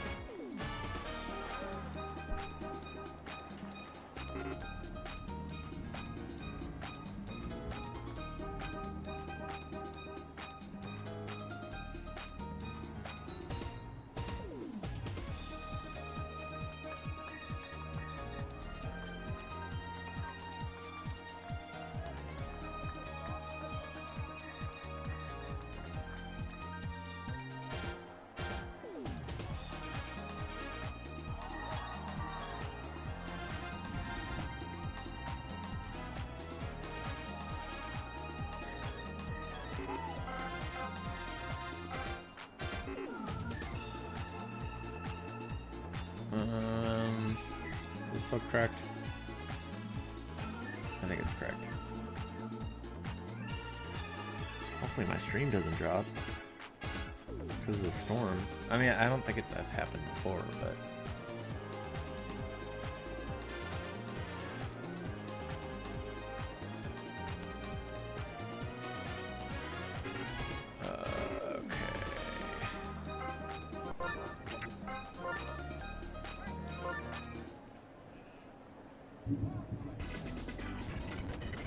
It's totally the first time we've seen this. Hello and welcome to Game 4 on the Galaxy Network. Las Vegas hosting Bangkok for the final game of Week 12.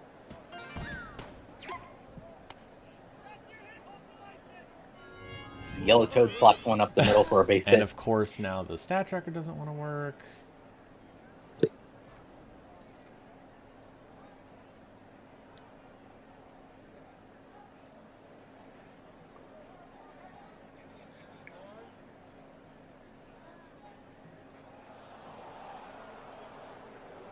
Viscous at Snake Eyes. Boom, boom, boom. Boom, boom. Boom, boom, boom, boom. Pre-charge. Bat crack from Blue Pianta. That's deep to center field. Will Red Toad jump for it? He will. That'll be out number 1. Yellow Toad has to go back a full base.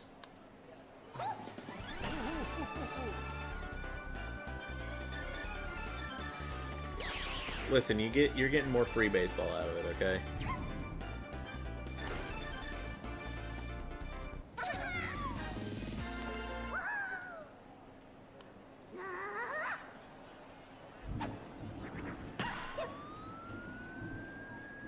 Deep drive to left field.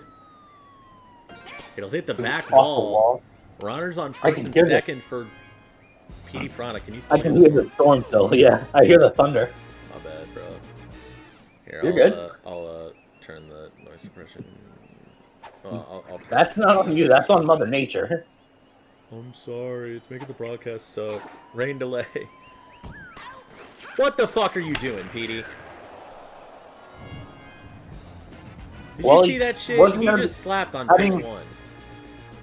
That was pitch 2, actually, but whatever. I mean, I don't blame him. If he pre-charges, he's not getting it out there, and as you don't know, he could hit it to the fucking corners. That's true. That's true. But unfortunate there, Bangkok unable to get anything on the board. What? I didn't set the lineup properly. Damn it! It's fine. It's fine. This is actually like a fixable thing.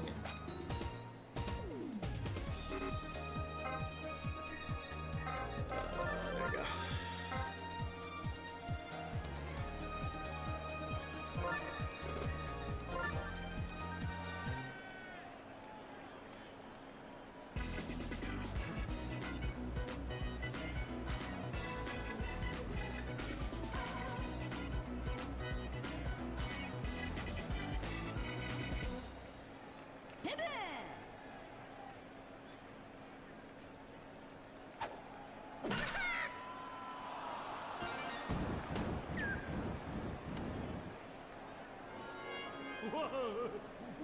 And hey, it works. Although, flip inning. Okay. Wow, insane double play there from Red Shy Guy.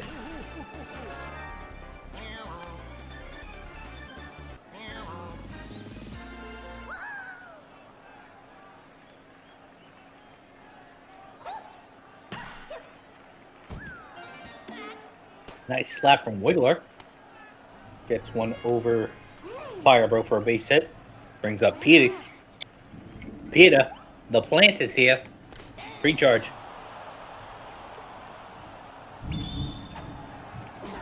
Star pitch. Swung on by Peter. That gets down for a base hit. I hate how, like, pseudo luck works in this game. Because we save stated and, like, the same kind of shit happened. Mm-hmm. Kind of. Sorta, kinda. Like, I want it to feel like there's a brand new game happening, not whatever this shit is.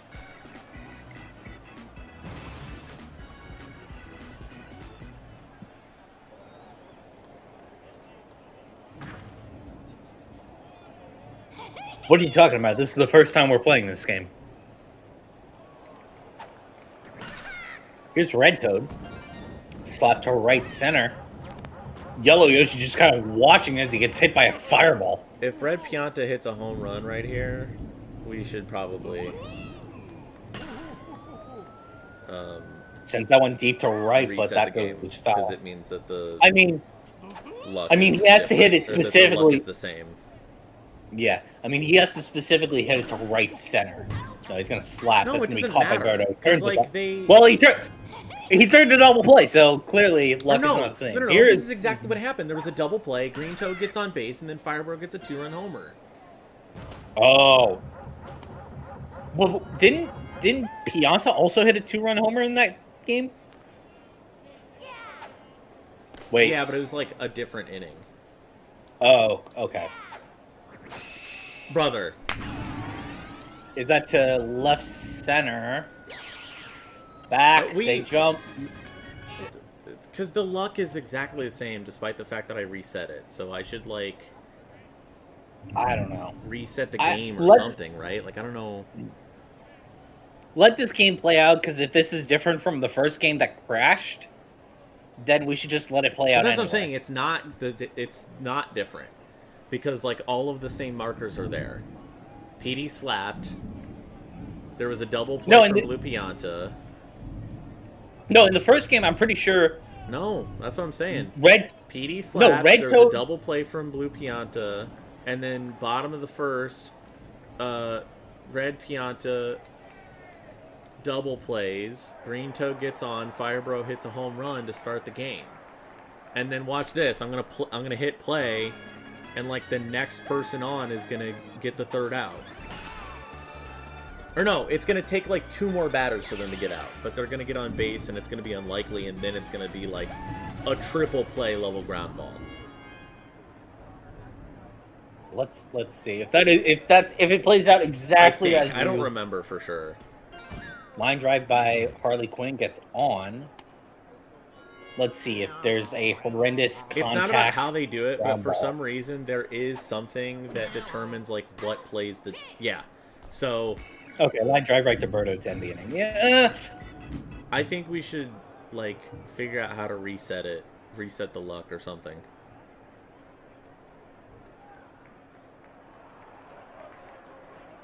I don't know. Because wasn't the original game that we started, it was 4-0 at this point? No. It was 2-0. That's what I'm saying. No, what? I thought it was 4-0 because I thought Red Toad, Red Pianta... No, Red Pianta hit the home run. Red Pianta hit a home run later in the game. Okay, I might be misremembering it then. All right, let's just restart again. Let's see.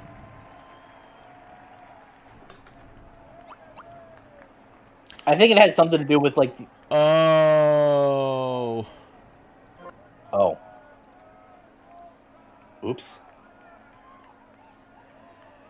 It's the stat tracker's fault.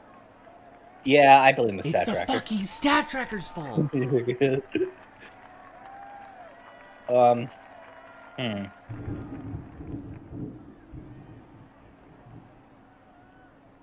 Please don't have corrupted everything.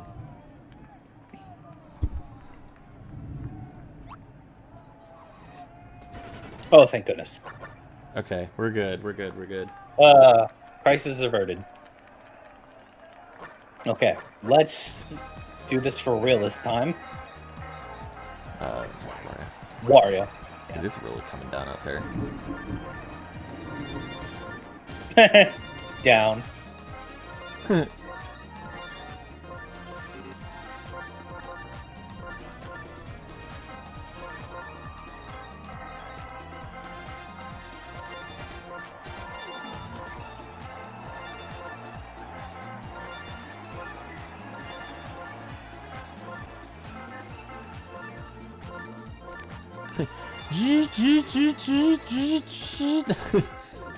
Jesus.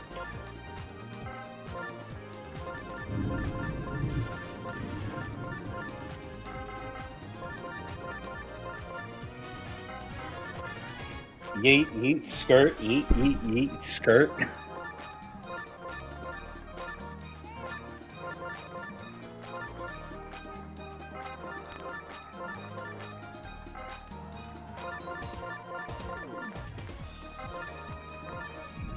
No, Lyra. What? If I went back in the footage. At an hour 14 minutes in, bottom of the first, Vegas is up 4-0. That's what happened in the first game. I don't fucking know, man. All right. I don't believe you, honestly. No, I'm looking at it right now. If you go exactly to 1:14:46 in the string timer after this, I'm not doing you'll see Red Shy Guy up to the plate, line drive. Oh. Okay, no. Anyway. Never mind.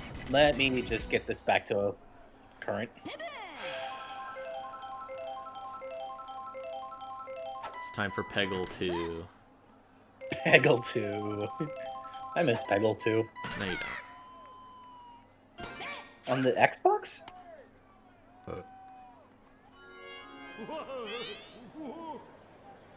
Right, once the first inning is done, I will leave to go switch my laundry over. That's then and fine. only then. Because I don't trust this shit before then. Alright, Blue Pianta with a slap. Okay, we're already reached parity now, I think, right? Ooh, Peggle 3, yeah. Here's Wiggler. Up to bat, 2 runners on, nobody out. Curveball outside for ball 1. I'm not Slap. sure until the first inning is over, okay? That's all I'm saying. Yellow Toad going home, close play at the plate. It pays off. Run scored. So I think it's safe to say the game is different now. Yeah, the game is different now. I'm mad that the game. It took that long. I think the stat tracker like induces. No, I think it's because I remember at the beginning, right before we started doing it, she was like, "Yeah, you have to find like a safe state." Something I don't know. Anyway, Petey Does sends that that say one fair? deep to Does that say out. fair? That stays fair. Jesus Christ, Wow. Petey. Are you happy now? Yeah, a little. Okay. Dill Pickle ain't even here, bro. Like. Wow, that literally hit the. What do you call that? Okay, I'm gonna go change my laundry around. You commentate the game. And Toadette is already off the mound after 1 inning. Not even a full inning. Not even an out has been recorded, and Baby Peach is on the mound.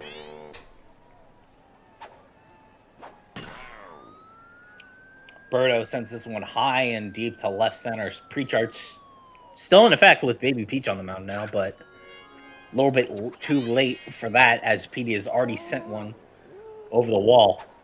Here's Green Noki now. Charges, lets that go inside for ball 1.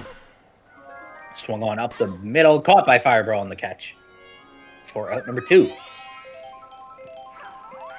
And it's a battle of the babies. Baby Peach versus Baby Daisy. Star pitch from Baby Peach.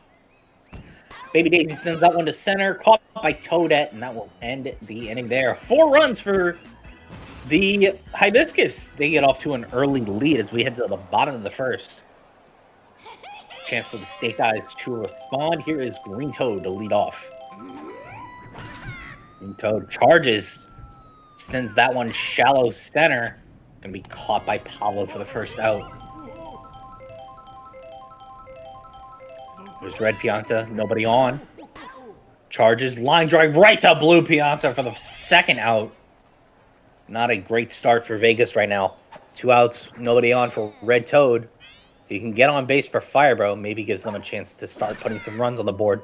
Red Toad with a slap out to left. That gets down for a base hit. Yellow Toad obliterated by the change chomp before he, after he throws it in. Here's Firebro now. Chance to put some runs on the board here. Charged once again. Ooh, but bad contact! Right to Peter for the final out. The throw to Birdo in time. That'll end the inning there for Vegas. Nothing to show for it. So we head to the top of the second now.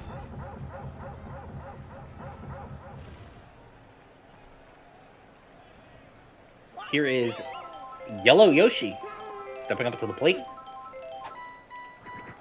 Charges. Lets that go outside for ball 1. Line drive up the middle. That gets past Red Shy Guy. And that'll be a runner on. bringing up Pablo Sanchez.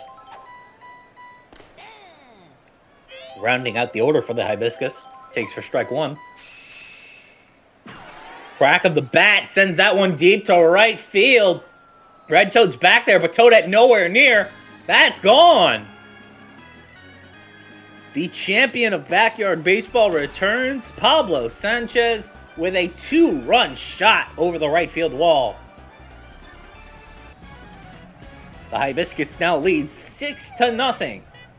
And Baby Peach looking tired on the mound, and that will be it from Baby Peach as we see Harley Quinn step onto the mound. A good pitching change there for the Snake Eyes, but they're already down their planned pitchers as well as their pre-charge pitchers, so it's going to be an uphill battle from here. Blue Pianta slaps, sends that one high to center field. No chemistry item to break that up. That'll be out number 2. Here is Wiggler. Swing and a miss. Nice curveball from Harley Quinn for strike 1. Slap by Wiggler on the second pitch. That gets down for a base hit. Puts a runner on for Petey, and no pre-charge this time. Petey charges, cracks his leaf, sends that one deep to left. It's still going up, and it's gone.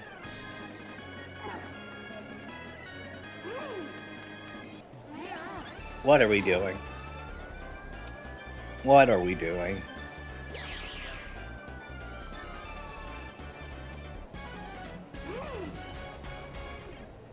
And with that, the Hibiscus lead 8-0. Berto up to the plate with 2 outs.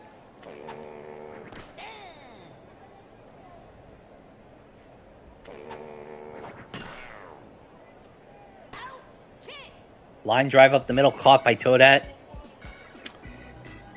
That'll end the inning there. Another 4 runs for the Hibiscus. So we head to the bottom of the second. Harley Quinn. Yeah, you burned their pre-charge pitchers. Now they have no planned pitching. Yeah, it sounds about right. Harley Quinn's on the mound. And off the wall for Yellow Yoshi, who gets stunned by the bananas a bit. That's a standing double for Harley Quinn as it brings up Red Shy Guy.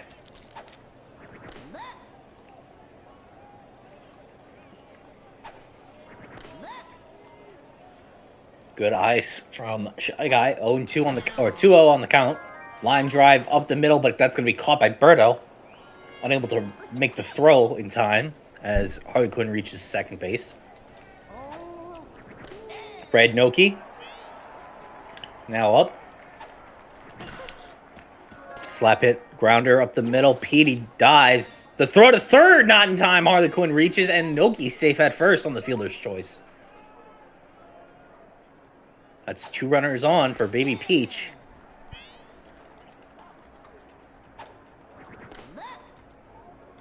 Watches that one go. Count is 1-1. Charges. Line drive. That's going to get past Petey for a base hit, and that brings in a run. The Snake Eyes are on the board.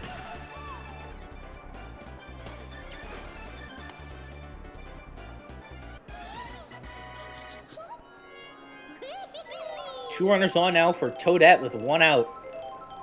Chemistry on deck. Top of the lineup coming up for the Snake Eyes, but that's going to be caught by Berto. Baby Peach and Red Noki stranded in nowhere as that will end the inning. But a run on the board for the Snake Eyes. They're going to have to slowly pick away at this lead. They're also going to have to play some strong defense to keep themselves in it. Right in the fucking microphone. Here is Green Noki up to the plate now. Slap hit up the middle. Going to be caught by Fire Row for the out. Here is Baby Daisy. Charges. Sends that one deep to left center. Green Toad gets under it and is going to make the grab. Wow. That Green Shell pierces Toadette and goes straight for Green Toad as well, but the out was already recorded. As Yellow Toad sends one up the middle. Oh man, Toadette getting bullied at center field right now with the items. Takes a fireball. No extra bases there for Yoshi as Pablo Sanchez steps up to the plate. Charges, line drive up the middle. Bobbled by Toadette! Oh, she's just having a rough day at center field right now. Yellow Yoshi, rounding third, heading home. It's 9-1. Tough break there for the Snake Eyes. Could have gotten them out of the inning there. But a bobble as Yellow Toad sends one deep to left center. Green Toad goes up, makes the grab, though, and ends the inning there. Nice recovery by the outfield, but a few mishaps there. Gave up another run. Bangkok back to an 8-run lead as we head to the bottom of the third. Top of the lineup for the Snake Eyes, Green Toad, Red Pianta, Red Toad, which I believe is incorrect now that I think about it. Though it technically does not matter, but it is technically the incorrect lineup. Here's Green Toad, ground ball, fielded by Birdo for the first out. Here's another Red thing Pianta. that I've been thinking about. Some items are in like a decent spot, and some of them suck. Like bombs specifically. Mm-hmm. Oh yeah. I know that there was a Gecko code. I think I have it on this system. I mean, I don't think this should matter. Red Toad lines one up the middle. I don't think I put it in the description, but I do have like extreme items. Mm-hmm. And it makes all the items have like insane shit. Like there's like no fuse on the bomb. It just explodes immediately when it lands. Firebro sends that one deep to right field. Corner shot. If that was anybody other than Firebro, you'd be like, what a shot, what a shot. Right. Great swing by Firebro. Lines one to right field. That's a RBI single as the Red Pianta scores and Red Toad reaches third. Here's Harley Quinn now up to the plate. 2 chemistry on as she slaps one over. Petey gets down for a base hit. Petey also a bit shaken up by the bomb after that as but anyway, Harley Quinn records an RBI single. If we were able to figure out how to get just some items better, that'd be cool. Mm-hmm. Like POWs are in a good spot. If bananas are bombs, fine. Basically just POWs. I think bananas are fine, yeah. And the other, the bad thing about green shell and fireballs is that it's based on their aim, so you can't really do anything about how bad they are. Yeah. I forget what the extreme items even does. What a double play! Petey putting his body on the line quite literally. Stretched out just a little bit more. But 2 runs for the Snake Eyes. They now trail by 6 as the Hibiscus are on their next go-around of the lineup. Blue Pianta up to the plate. Slap hit. Oh, but that's very high. Firebro backs off, and Green Toad makes the grab for out number 1. Here is Wiggler.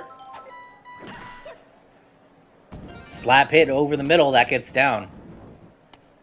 Runner on for PT.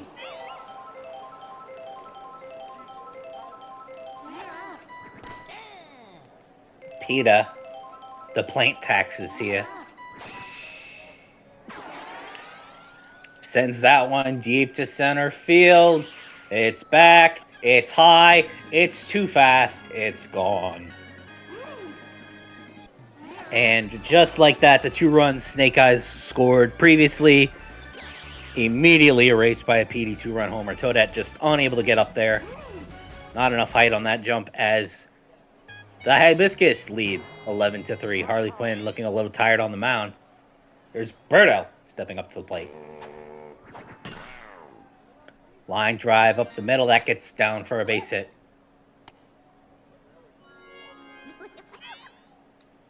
Here's Green Noki up to bat. Runner on. 1 out.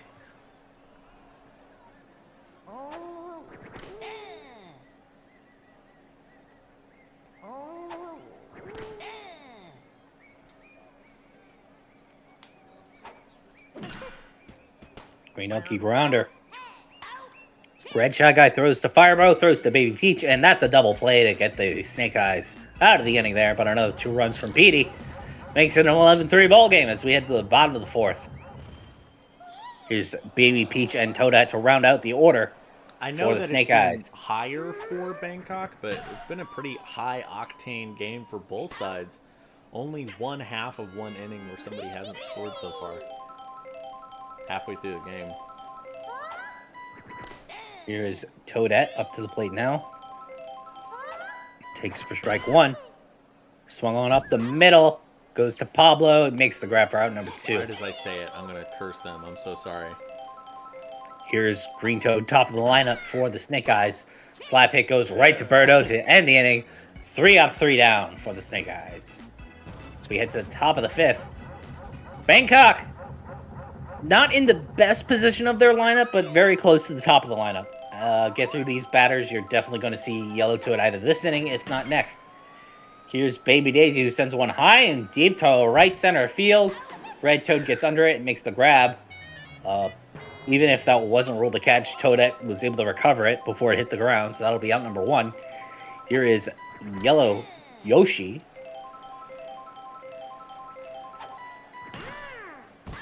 Line drive right to Firebro. So he takes a pow to the shoulder. Pablo Sanchez. Nobody on. Ground ball fielded by Firebro. Throw to first before the pow hits, and that's the final out of the inning. So Yellow Toad will step up to the plate in the top of the 6th. The Snake Eyes now up to the plate. Red Pianta, Red Toad, and Firebro. A few runs on the board here would really get them back in this game. Red Pianta slaps one to shallow left center. It gets down. That's a runner on now for Red Toad. Halle Berry is 60 years old? Are you fucking kidding me? Who is how old? Halle Berry? Halle Berry. Crazy. Here's Firebro up to the plate. So he watches that one go for strike 1. Holy shit, woman. Charges. Cracks the bat. Sends that one deep to right. Field, and that's never been more gone. That was over the back green wall. Jesus Christ, Firebro. Just what the doctor ordered for Las Vegas. Somehow, a 3-run shot. It's out of the Snake park. Eyes team makes Junior Playroom feel like the stadium they were meant to be on. Wiggler leaves the mound. For Birdo. This game's closer than people think. It's a 5-run game here in the bottom of the 5th. Birdo will take the mound after Wiggler. There was no way he was completing a game with an offense this fiery hot. Birdo already using some star pitches. Swing and a miss from Harley Quinn. Swung a little too late on that pitch. Pops it Slap up. hit to shallow left. That's going to be caught for out number 1. As Red Shy Guy steps up to the plate.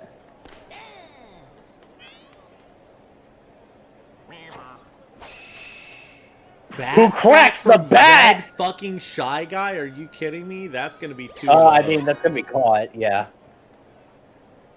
I respect the effort, but not what you're looking for right now with nobody on and 1 out.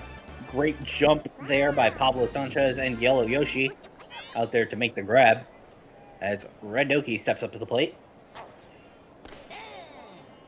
Watches that one delivered for strike 1.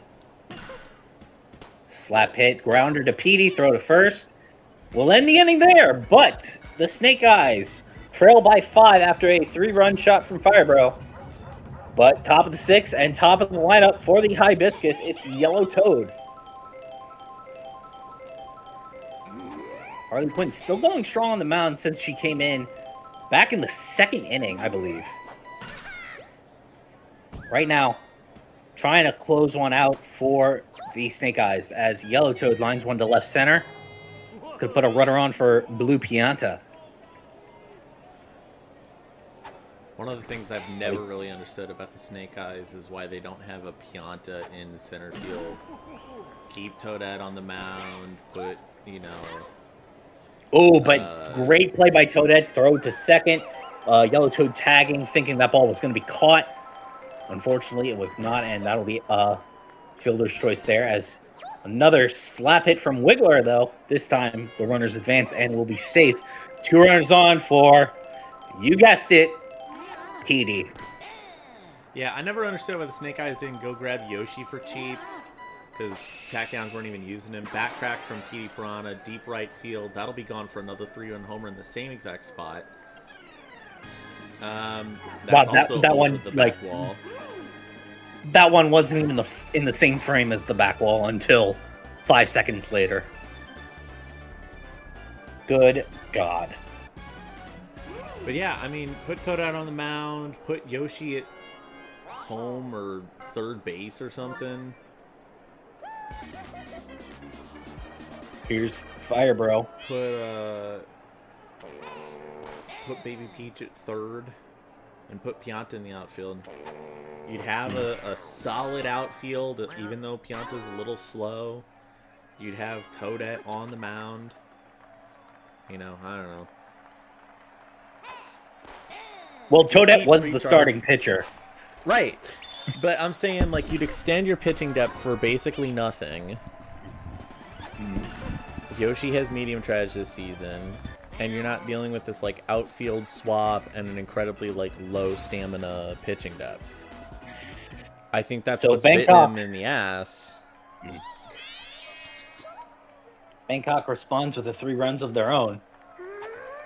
Once again, brings the lead to 8. Along with apparently my system crashing. Baby Peach sends one to left center for a base hit. I feel awful, bro. So runner on for Toadette. Birdo delivers for strike 1. Toadette charges, line drive up the middle. That gets down for Pablo bobbles it. Also gets hit by the fireball. Baby Peach will elect to stay at third, doesn't round, but that's an extra base there. The Snake Eyes with runners on the corners. And Toad that up. That'll be a sack fly from Green Toad. Unless Pablo magically bobbles it off the boo, which he won't. Don't even Baby say Peach that. Tags and scores. 14-7 game from Bangkok and Las Vegas is just not what you expected from either team. Here's Red Pianta with a slap over Wiggler. That's 2 runners on now for Red Toad. This is a 2 times chem boost. Star pitch from Birdo. That's going to be a strike.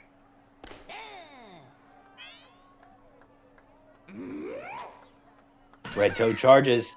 Line drive deep to right, but that hook's foul. Another star pitch from Birdo.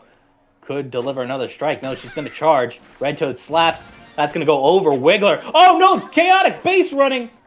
Barely and safe Toadette at reaches third. Barely. Because it wasn't a that's not even anymore, bad so from that's not even bad stuff from Petey. That's just great base running from Toadette. She's fast enough to get there in time.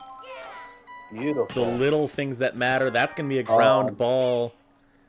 Could have been a double play there, but unfortunately already 2 outs. Only 1 run will score for the Snake Eyes as Firebro unable to capitalize with another home run.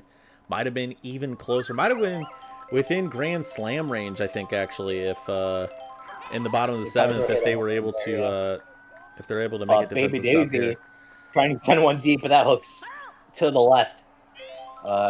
Going so far to the left, I think it registered as a voter for Alexandria Ocasio-Cortez, as that ball goes to center field, caught by Toadette for the first out. By the way, Firebro on the mound for the Snake Eyes. Line drive going to be just out of reach of Harley Quinn. That'll be a runner on now for Bangkok. Here's Pablo Sanchez. Had a nice 2-run homer earlier. Can he do it again? Star pitch from Firebro right down the middle for strike 1. Throwing some heaters. That one goes up the middle. That gets down. Not the home run you would like to see from Pablo, but a base hit still. Puts 2 on for Yellow Toad. Watches and takes for strike 1. Charges on a meatball pitch. Bobbled by Harley Quinn.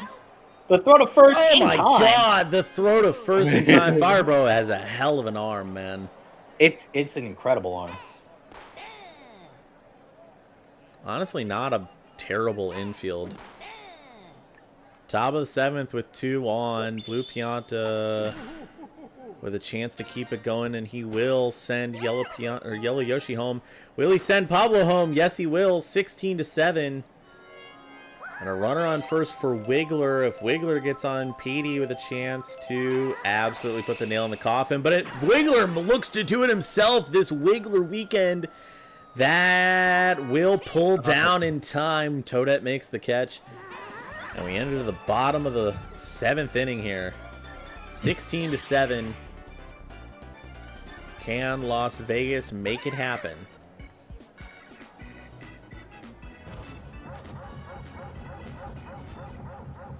I just remembered we have a whole nother game to play. I know. I'm thinking this is game 4. I'm thinking this was game 4. I forgot it was supposed to be game 4, but we had to restart. Yeah, Harlequin. Oh, rare bobble from Petey into a POW. Doesn't get any extra bases, but puts a runner on for Red Shy Guy. Slap hit grounder to Wiggler, who elects to throw to first to get the guaranteed out. Harlequin makes it to second, though, on the fielder's choice. Here's Red Noki. The pitch comes out. Star pitch from Berto for strike 1.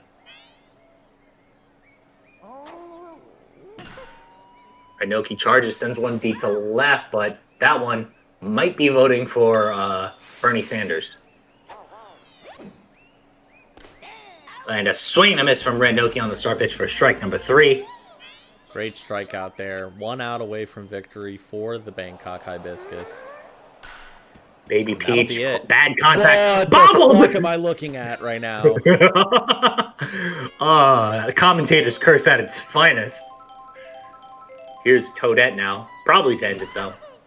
Slap hit. Gonna get past Petey. Never mind. That's a run scored.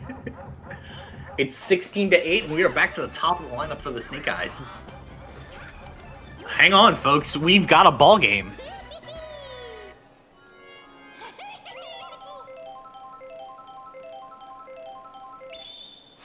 Star pitch from Berto.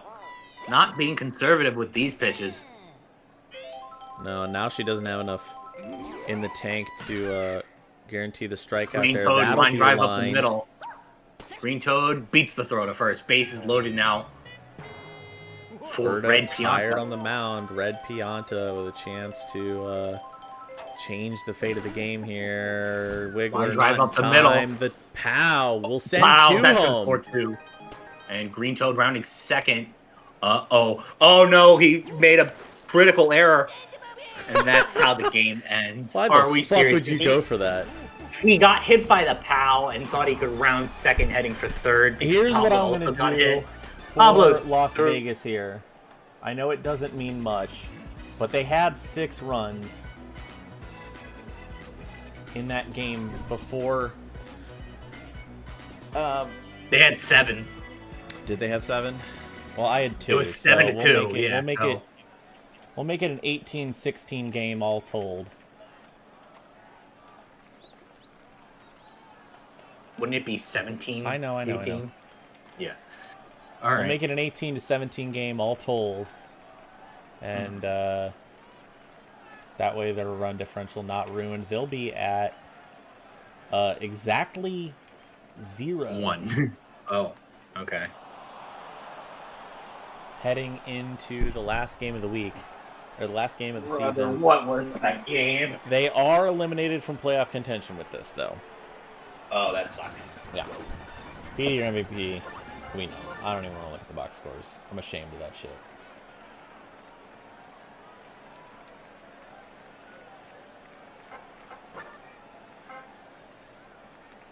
Well, I guess it's day. No.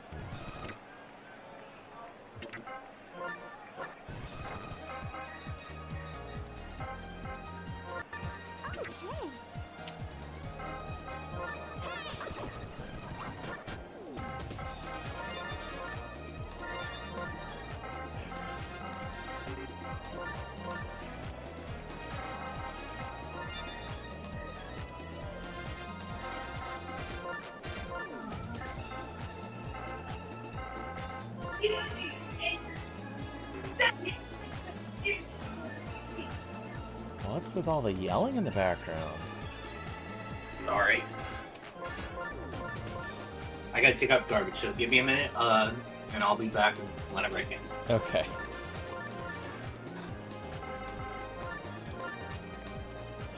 Sometimes I hate the way this league goes, man. I feel awful.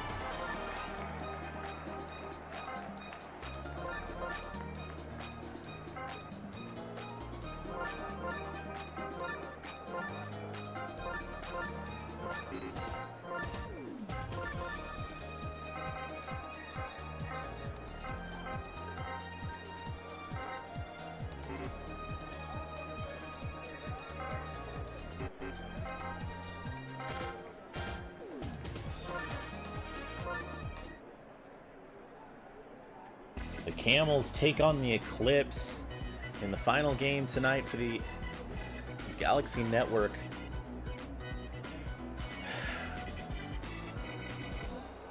Yeah, I don't have a lot to say. I'm a little bummed by how that game ended up last game. Hi, Drift.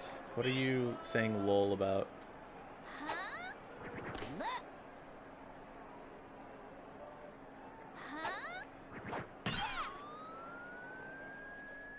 To the warning track, to the wall, but Daisy will not have enough speed there.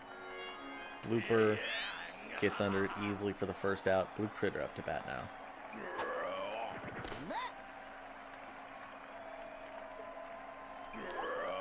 Okay, good. Doesn't look like I missed much.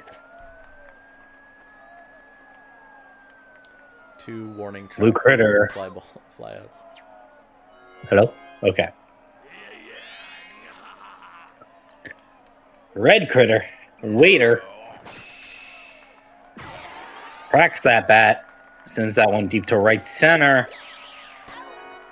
Buddy jump in time, though, for the out.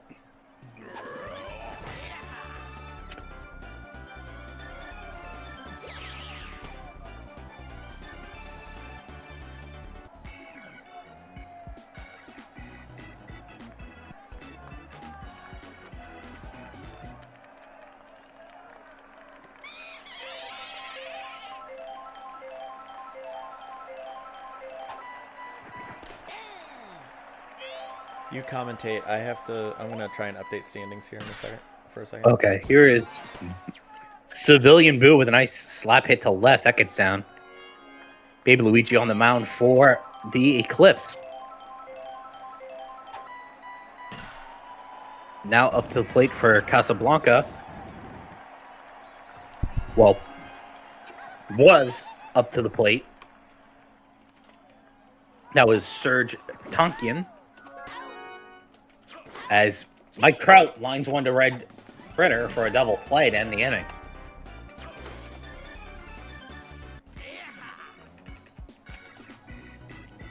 Like we've seen all season, this Asheville defense can be suffocating.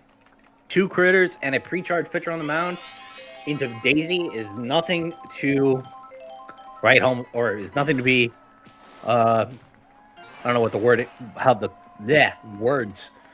Meanwhile, the Eclipse got a runner on with Chudjack as Boo stares down King Boo on the mound.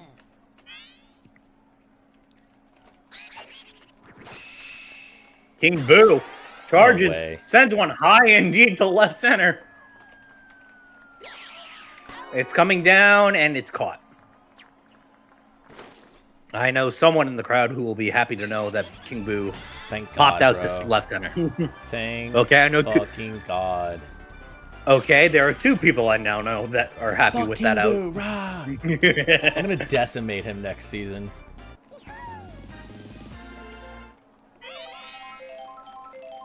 What, you're gonna give him medium trage? He already has that. Oh, what, you're gonna give him low trage? Here's a Weird Al I'm gonna who give lines him one 0 power. No, I don't know. Zero. I don't know what the fuck I'm gonna do.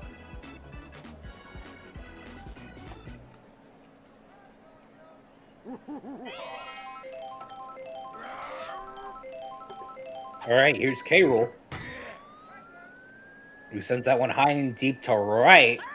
That one going so far to the right, it's voting for J.D. Vance in the 2028 election. Okay, let's not. And that one over the right field wall, and Keith Tax at its finest.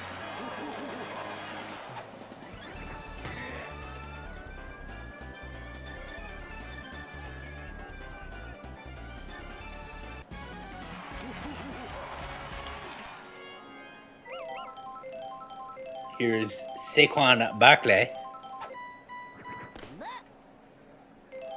Why did you say it like that? Who line drives, grounder. The POW gets him on base. Here is Hammer Bro. Charges, lets that one go for strike 1. Pitch outside, count is 1-1. Hammer Bro with a deep fly ball to center. Weird Al gets under it though. That'll be caught for out number 1.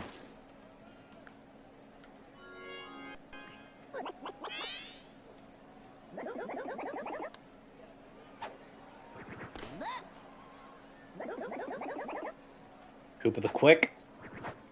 Charges. Another fly ball deep to right center. Weird Al gets under it again and makes the grab for out number 2.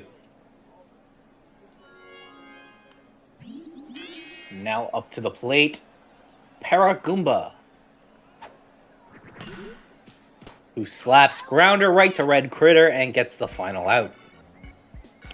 So 1 run off the K-Rool solo home run gives Casablanca a 1-0 lead as we head to the top of the 3rd. Oh no, bro, it's Muscle Man.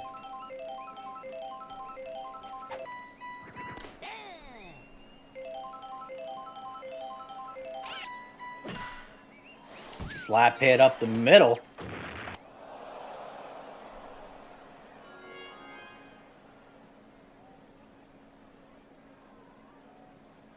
Now up to the plate for the Eclipse is Slimeball Jones.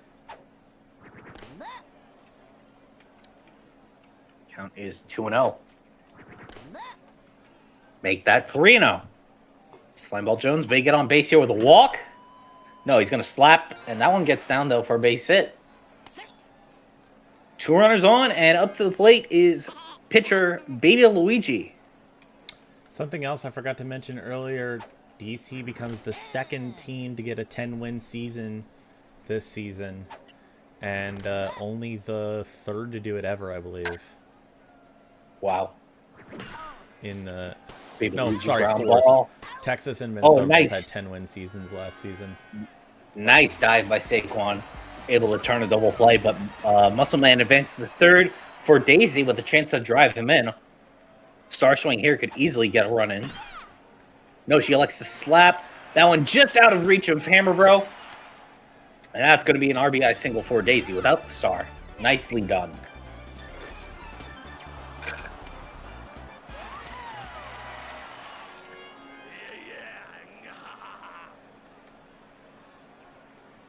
Here is Blue Critter with a runner on and 2 outs.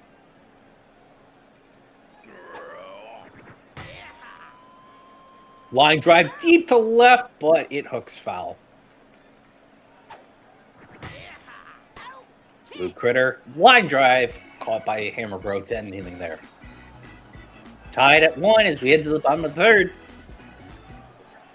The Camels now with a blooper up to the plate.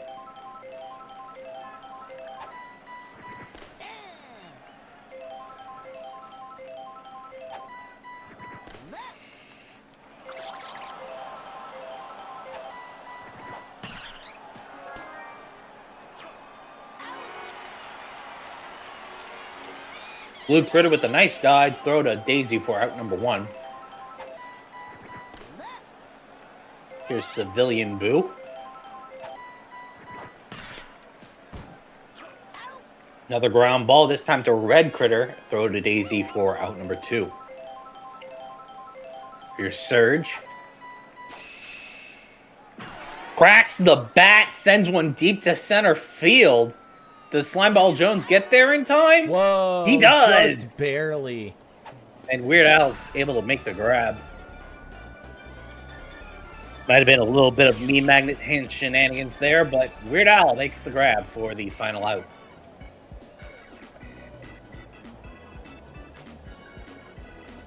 Still tied at 1 as we head to the top of the 4th. Raider steps up to the plate. Bit of pre-charge. Waiter. Oh, waiter. I thought you said raider. I'm like, we're just making new shit up, huh? I might have... I was about to say Red Critter, and then I switched to waiter, but I might have already said the R. So it came out as Raider. You're a goofball. I am. I am, in fact, a goofy goober as Chudjack grounds one out to Hammerbro on the fielder's choice. King Boo with a runner on second, 1 out. Oh my goodness. Line drive deep to right. It's curving, and it's gone.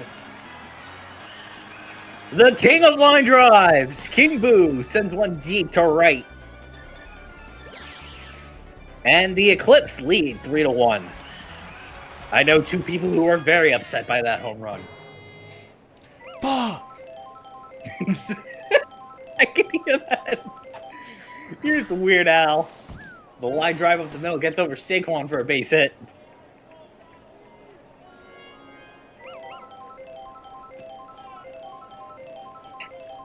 Runner on for Muscle Man.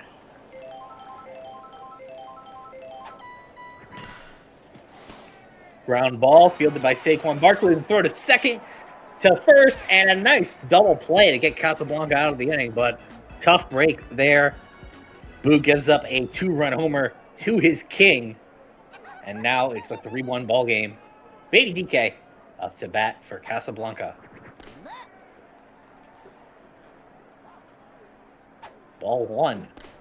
This Baby DK takes. Swing and a miss, though, on that next pitch. Charges. Takes for ball 2. Swung on up the middle. That's going to get down for a base hit. That's a runner on for K-Roll. And even with pre-charge Baby Luigi, will we see Keith Tax? We will. Maybe. I think we will. That's it's a deep power fly ball to alley. center. That's maybe caught. That's going to come That's caught. up just short. Mario Stadium sucks for K-Roll and PD sometimes, man, I tell you. It's Mario good Stadium because is deceiving because it's a small stadium, but it feels like it does poorly for like the big 4, and it does really well for like weird characters like Mii's and Toads and Piantas. It's weird because it's not like Boomer, a perfect. It's not like a perfect squared off outfield because it's like an the actual center baseball part of the. outfield. Yeah. Yeah. Here's Saquon with a line drive right to Blue Critter and turns a double play to end the inning. Nothing there for Casablanca as we head to the top of the 5th. Slimeball Jones coming up now for the Eclipse. Meatball from Boo for strike 1. Charge hit from Slimeball Jones. Deep to right. That gets past Blooper for a base hit. Puts a runner on for Baby Luigi.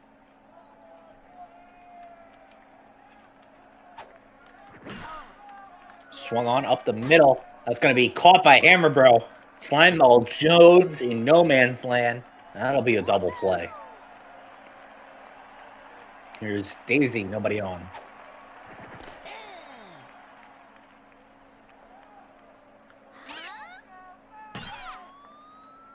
Daisy sends one deep to left, but that one hooks foul.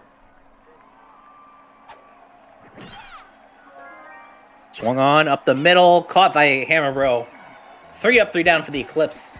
So we head to the bottom of the 5th.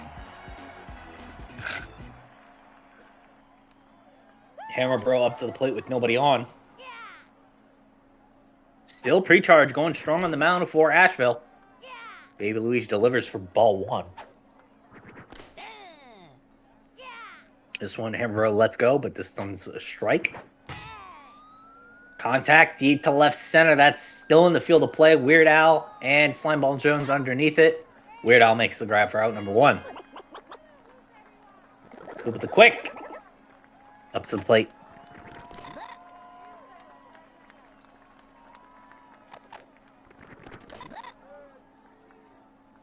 Good eyes from Koopa. Count is 2-0.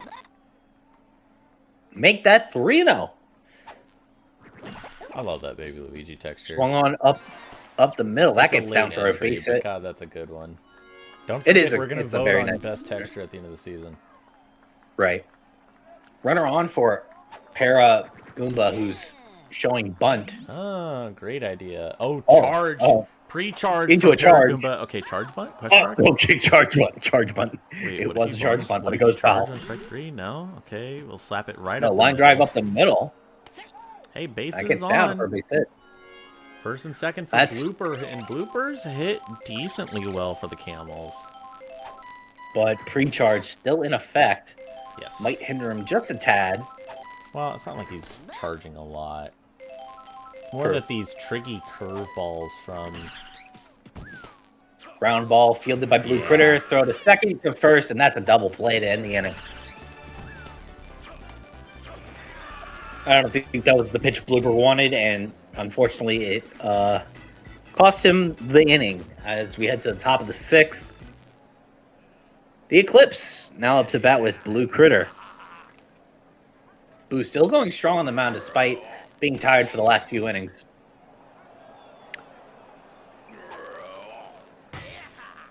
Blue Critter line drive deep to left. That gets down. That's a base hit for the Eclipse, and it looks like Boo will be stepping off the mound after that. Here is K-Rule.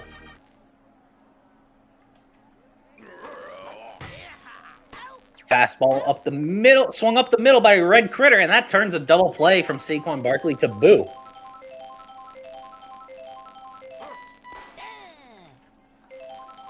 K-Rule delivering the heat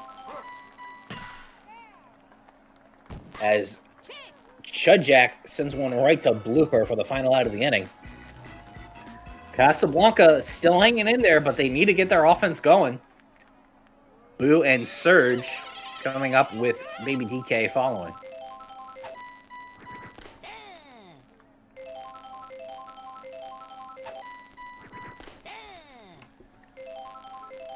Boo falls behind the count 0-2. Swung on to shallow left. It gets down. That's going to be a base hit. Putting a runner on for Surge.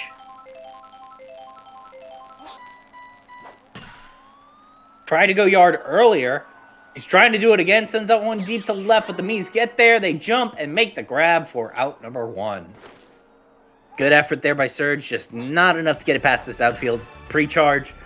Still a nightmare to deal with.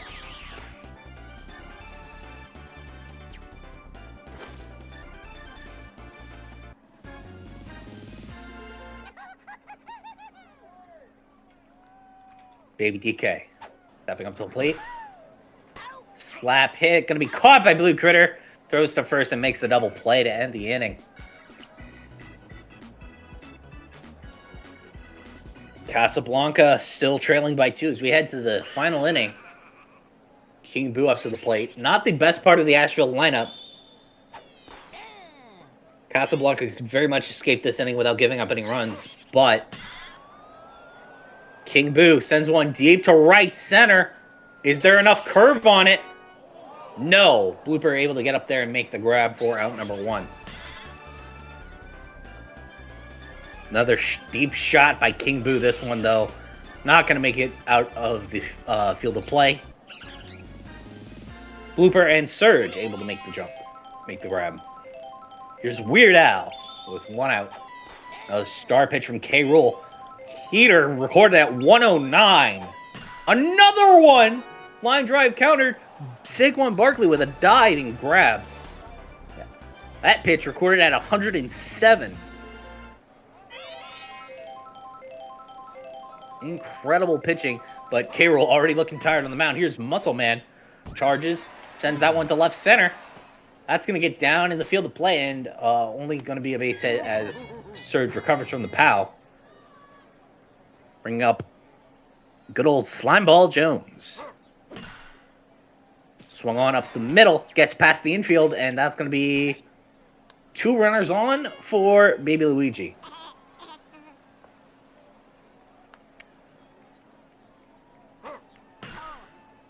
Swung on up to Hammer Bro, excuse me. Color just got me confused there for just a second. And that will end the inning with 2 runners stranded. Asheville still up by 2. But probably the best part of the lineup to see. For the Camels to get what they need, it's now. Pre-charge could really hurt them here, but if you believe... Not impossible. Bat crack. Left field. Sends that one deep left center. That's going gone. down, but it's too high. Much speed. Oh my goodness, just barely over Weird Al's head. Not there in time. And it's a 1-run game with Hammer Bro on deck. Come on. Saquon Show Barkley me some beautiful baseball. No. Line drive caught by Red Critter. What if Hammer Bro ties it up right now? I mean, it's very possible. Please, bro. Hammer Bro still has to deal with pre-charge though. Give it to me. I want extra baseball. Okay. Hammer Bro, contact deep to right. Muscle Man gets under it. That's caught for out number 2. Casablanca down to their last out, and time for the rally of a lifetime. With the quick slap up the middle. Wins the game by 1. Of all people. Oh.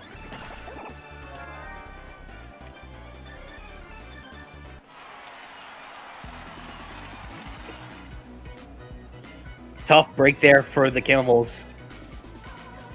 Just unable to do anything against Baby Luigi's pre-charge. He's able to get 2 runs on the board by himself, but it was not enough to overcome the Eclipse. And I think with that, what is Casablanca's chances of making the playoffs right now? Division win. Asheville's first divisional win? That's absolutely wild. Now Asheville, Minnesota, and Las Vegas are all 1 game behind Casablanca. Casablanca still holds the wild card 2 seed. If they lose next week, which they will be playing an away game at Bangkok, and any of those teams win their next game, here's how it plays out. Las Vegas does not have the tiebreaker. So it would be down to tiebreakers for every single team here. But Las Vegas, Minnesota, and Asheville all have a chance if they have the tiebreaker. Minnesota has the tiebreaker. Asheville is the big question mark here because Las Vegas lost the series to Casablanca. So Las Vegas is eliminated from playoff contention with the loss to Bangkok. Right. Asheville is the question now because it's a 1-1 series. You go to Divisional, which Casablanca is winning. So Casablanca has the win over it. So the big question next week, Minnesota at Brooklyn and Casablanca at Bangkok. We may see the murder steal a fucking wild card spot next week, which It's I very think is possible. really unfortunate. I don't think the Murder deserve it. I do think the Camels deserve it. Oh, absolutely. I think the Camels deserve it. But it's going to be a tough ask for the But Camels to that this beat game the sucked. Hibiscus. Yeah. Pre-charge at its finest. And your MVP is But it's a win and you're in for the Camels. Slimeball Jones. With incredible fielding, decent batting. Okay. So the standings after 12 games with only one left to go. Let me finagle with this for a second here.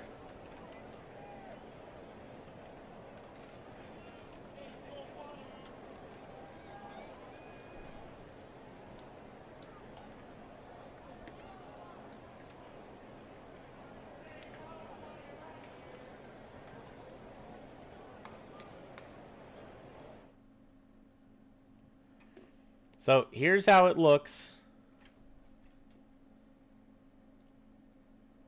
This is actually exactly where Casablanca is supposed to be.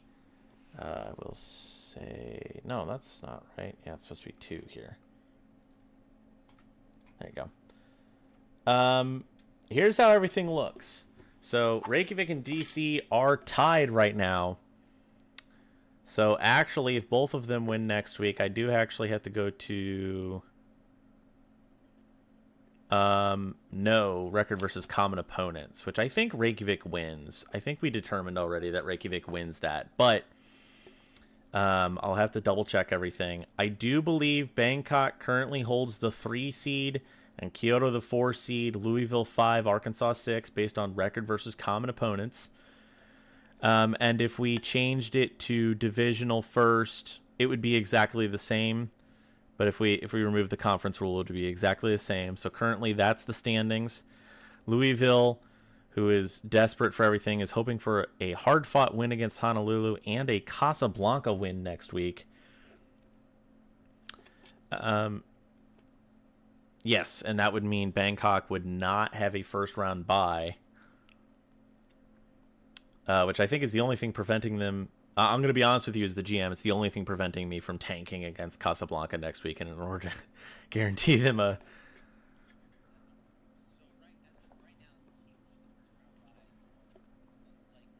Reykjavik, DC, Bangkok, and Kyoto. It's all but certain. If it requires... Yes. If Arkansas wins against Texas, which everybody wants except for Kyoto, and Kyoto loses to Melbourne... it would be, which is possible, all things considered. I mean, it's not like it's like impossible, especially if Melbourne plays like the first 3 games of the season, and Kyoto also plays like the first 3 games of the season. It would be a, it would mean Kyoto would be the 5 seed at that point, I think. Actually, would be the 6 seed. Sorry. So it would drop from 4 to 6. Arkansas would, at that point, I would have to calculate. I think I have the win over them because of Minnesota. So I think they'd be the 4 seed still. But, I mean, that's a great 4 seed. But that's the only thing shifting there. DC, again, we talked about DC Reykjavik. I am not catching up to them, and I'm fine with that. If DC lost to Toronto, I would still lose the tiebreaker. If Reykjavik lost to Bamberg, they would win the tiebreaker on several accounts, I'm pretty sure. I think it's like legitimately, because I lost to DC and Honolulu and Hollywood. Those are my 3 losses on the season. So Honolulu is the only one that matters, because they won against Honolulu. Everything else is wins for both of us. So Reykjavik does take it. So I'm locked into the 3 seed unless I lose next week.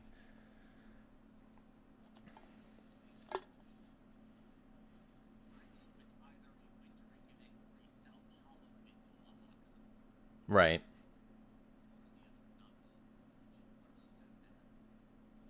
Oaxaca's in with a win and a Bomberg loss to Reykjavik.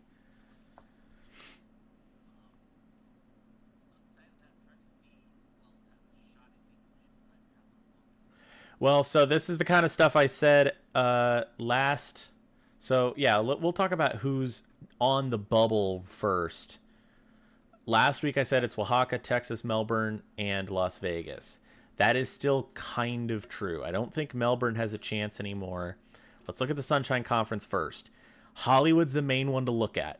A win against Frenzy and a loss by Texas to Arkansas is the big thing to look at here. If that happens, Hollywood is in over Texas. Kampala stays in. Kampala's in no matter what, especially because they play Shanghai next week. Melbourne and Firenze, I believe, are both eliminated from playoff contention. That's how close it is. That's a 5-win team. If they got 6 and they got 6, yeah, I mean, it would be actually, yeah, if it's, yeah, because Texas already has 7 wins, so Melbourne's eliminated from playoff contention. So the Sunshine Conference is Kyoto, Arkansas, Kampala, and either Hollywood or Texas. That is guaranteed. No. No, because the wild cards are per conference. Yeah. You kind of wish it wasn't that way, because I think... I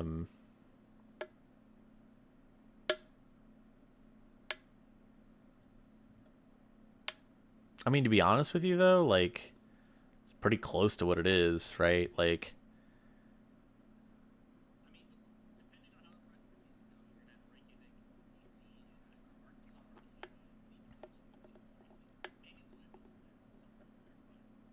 1, 2, 3, and 4 seeds.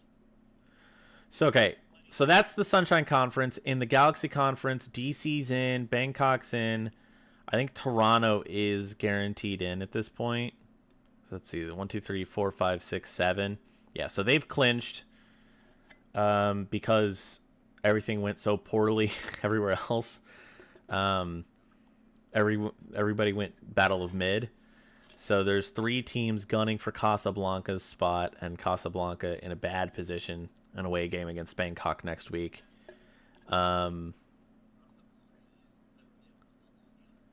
Yeah, that's such an unfortunate loss because that just should have never happened. Um, yeah, Mario Stadium's evil, man. I can't believe I talked him into that. Las Vegas also lost. Minnesota's the big one, actually. Minnesota, actually, that's the big thing. Is just Minnesota won today, and Casablanca lost, which actually put Minnesota back in, and none of us really realized it. And they play Brooklyn next game, which is just a guaranteed win. They had 1 win, and again, it was against a Oaxaca that had not figured itself out yet. Oaxaca's the other really tough story right now. Took really awful losses at the beginning of the season, fought back, won 6 of its last 7, and is still, even if it wins tomorrow, it's up to Reykjavik to like turn it around and beat Bomberg for them to be in. And it,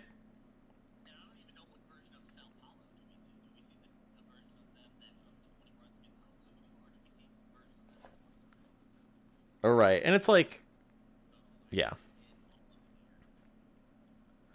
it's a home game for them, which, um, 3 of their 4 wins are at away games, so not looking great for them. Their only home win is Grenoble, and if I remember correctly, what the yeah, they're on Luigi's Mansion, so that's going to be not a fun game. Oaxaca's not going to be like doing fantastically on Luigi's Mansion.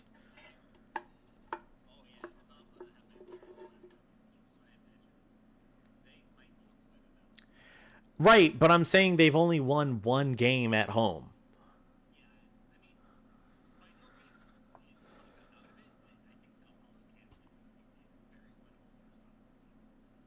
Yeah. So Louisville's in, Reykjavik's in, Honolulu's in, and again, it's that wild card 2 spot for every game right now. Yeah, and Sao Paulo's just looking to spoil. Um, Asheville just spoiled. Brooklyn or Minnesota's looking to win and in.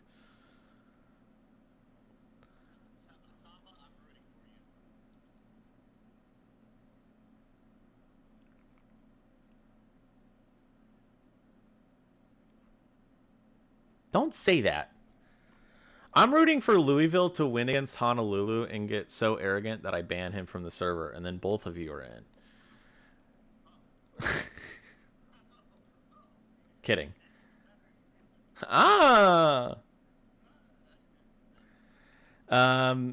Yeah. So again, Firenze in a third looking to spoil game that they haven't actually done anything in. So we'll see if that happens. Hollywood's been so flimsy all season. So they win really badly and then they lose meh, meh, meh.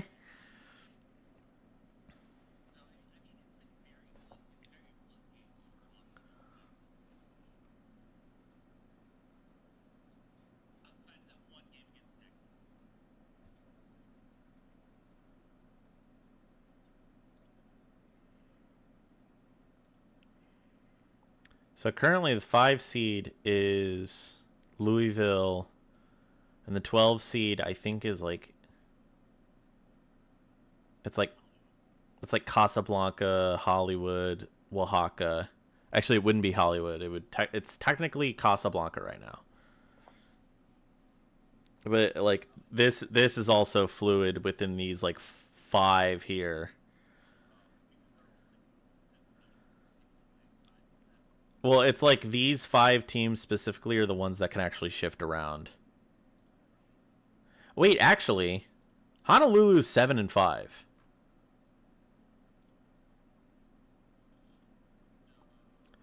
Hold on. Can Oaxaca get in anyway?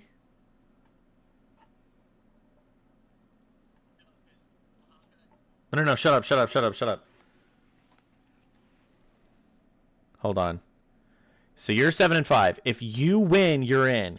If you lose and Honolulu loses, you and Honolulu and Oaxaca are all at 7-6.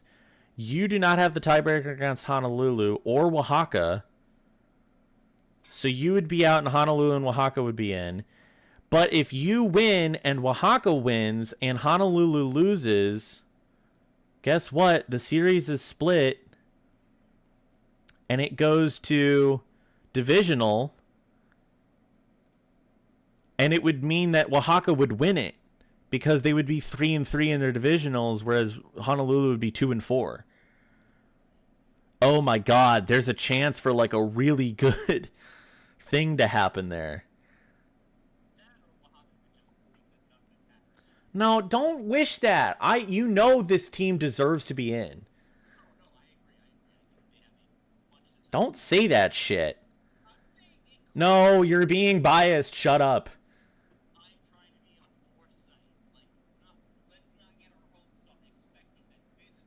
What do you mean let's not get our hopes up? They have 2 shutouts in the last 4 weeks. It's a good fucking team. And Louisville's a good team. That's a fluke game. You can't base it off of that. I know, but you're acting like that's just going to happen a second time in 3 games.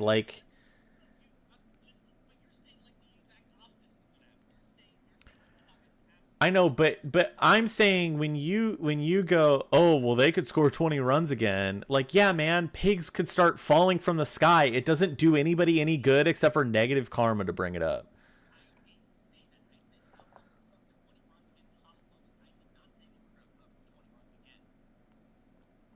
Then why bring it up?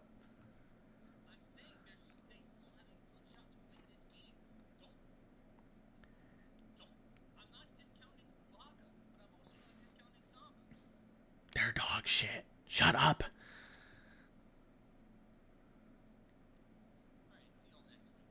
Why would you want Oaxaca to lose, man? Why are you even saying it then? Because Oaxaca deserves to be in. The fight should be between you and Honolulu.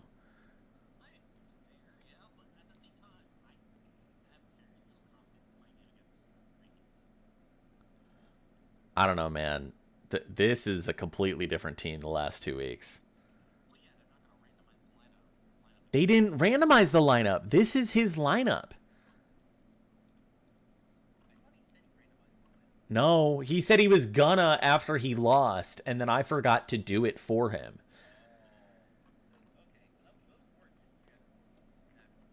Genuine losses with 2 different lineups, by the way.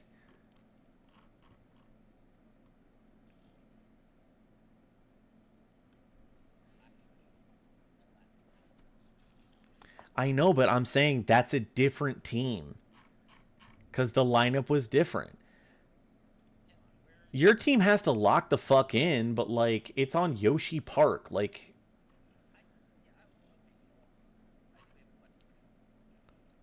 well, it's if he doesn't remember, like, hey, hey.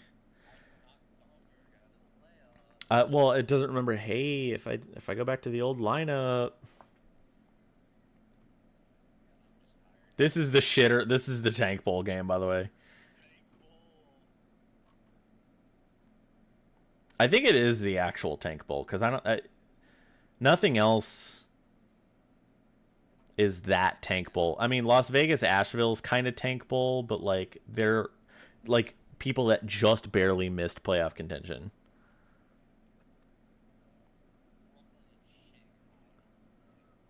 Yeah. Well, that'll be Thug Finals is Brooklyn Shanghai. Brooklyn would win that. Which team gets relegated?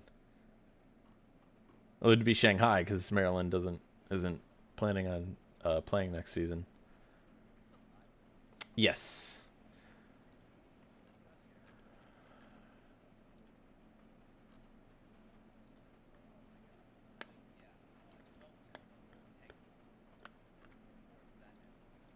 Did you go react to that announcement in the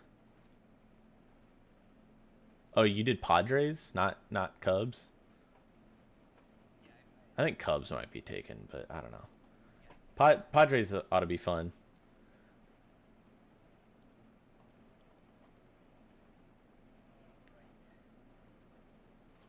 I'm never letting you go. You're going to be in this Twitch stream forever. I just realized the Twitch stream is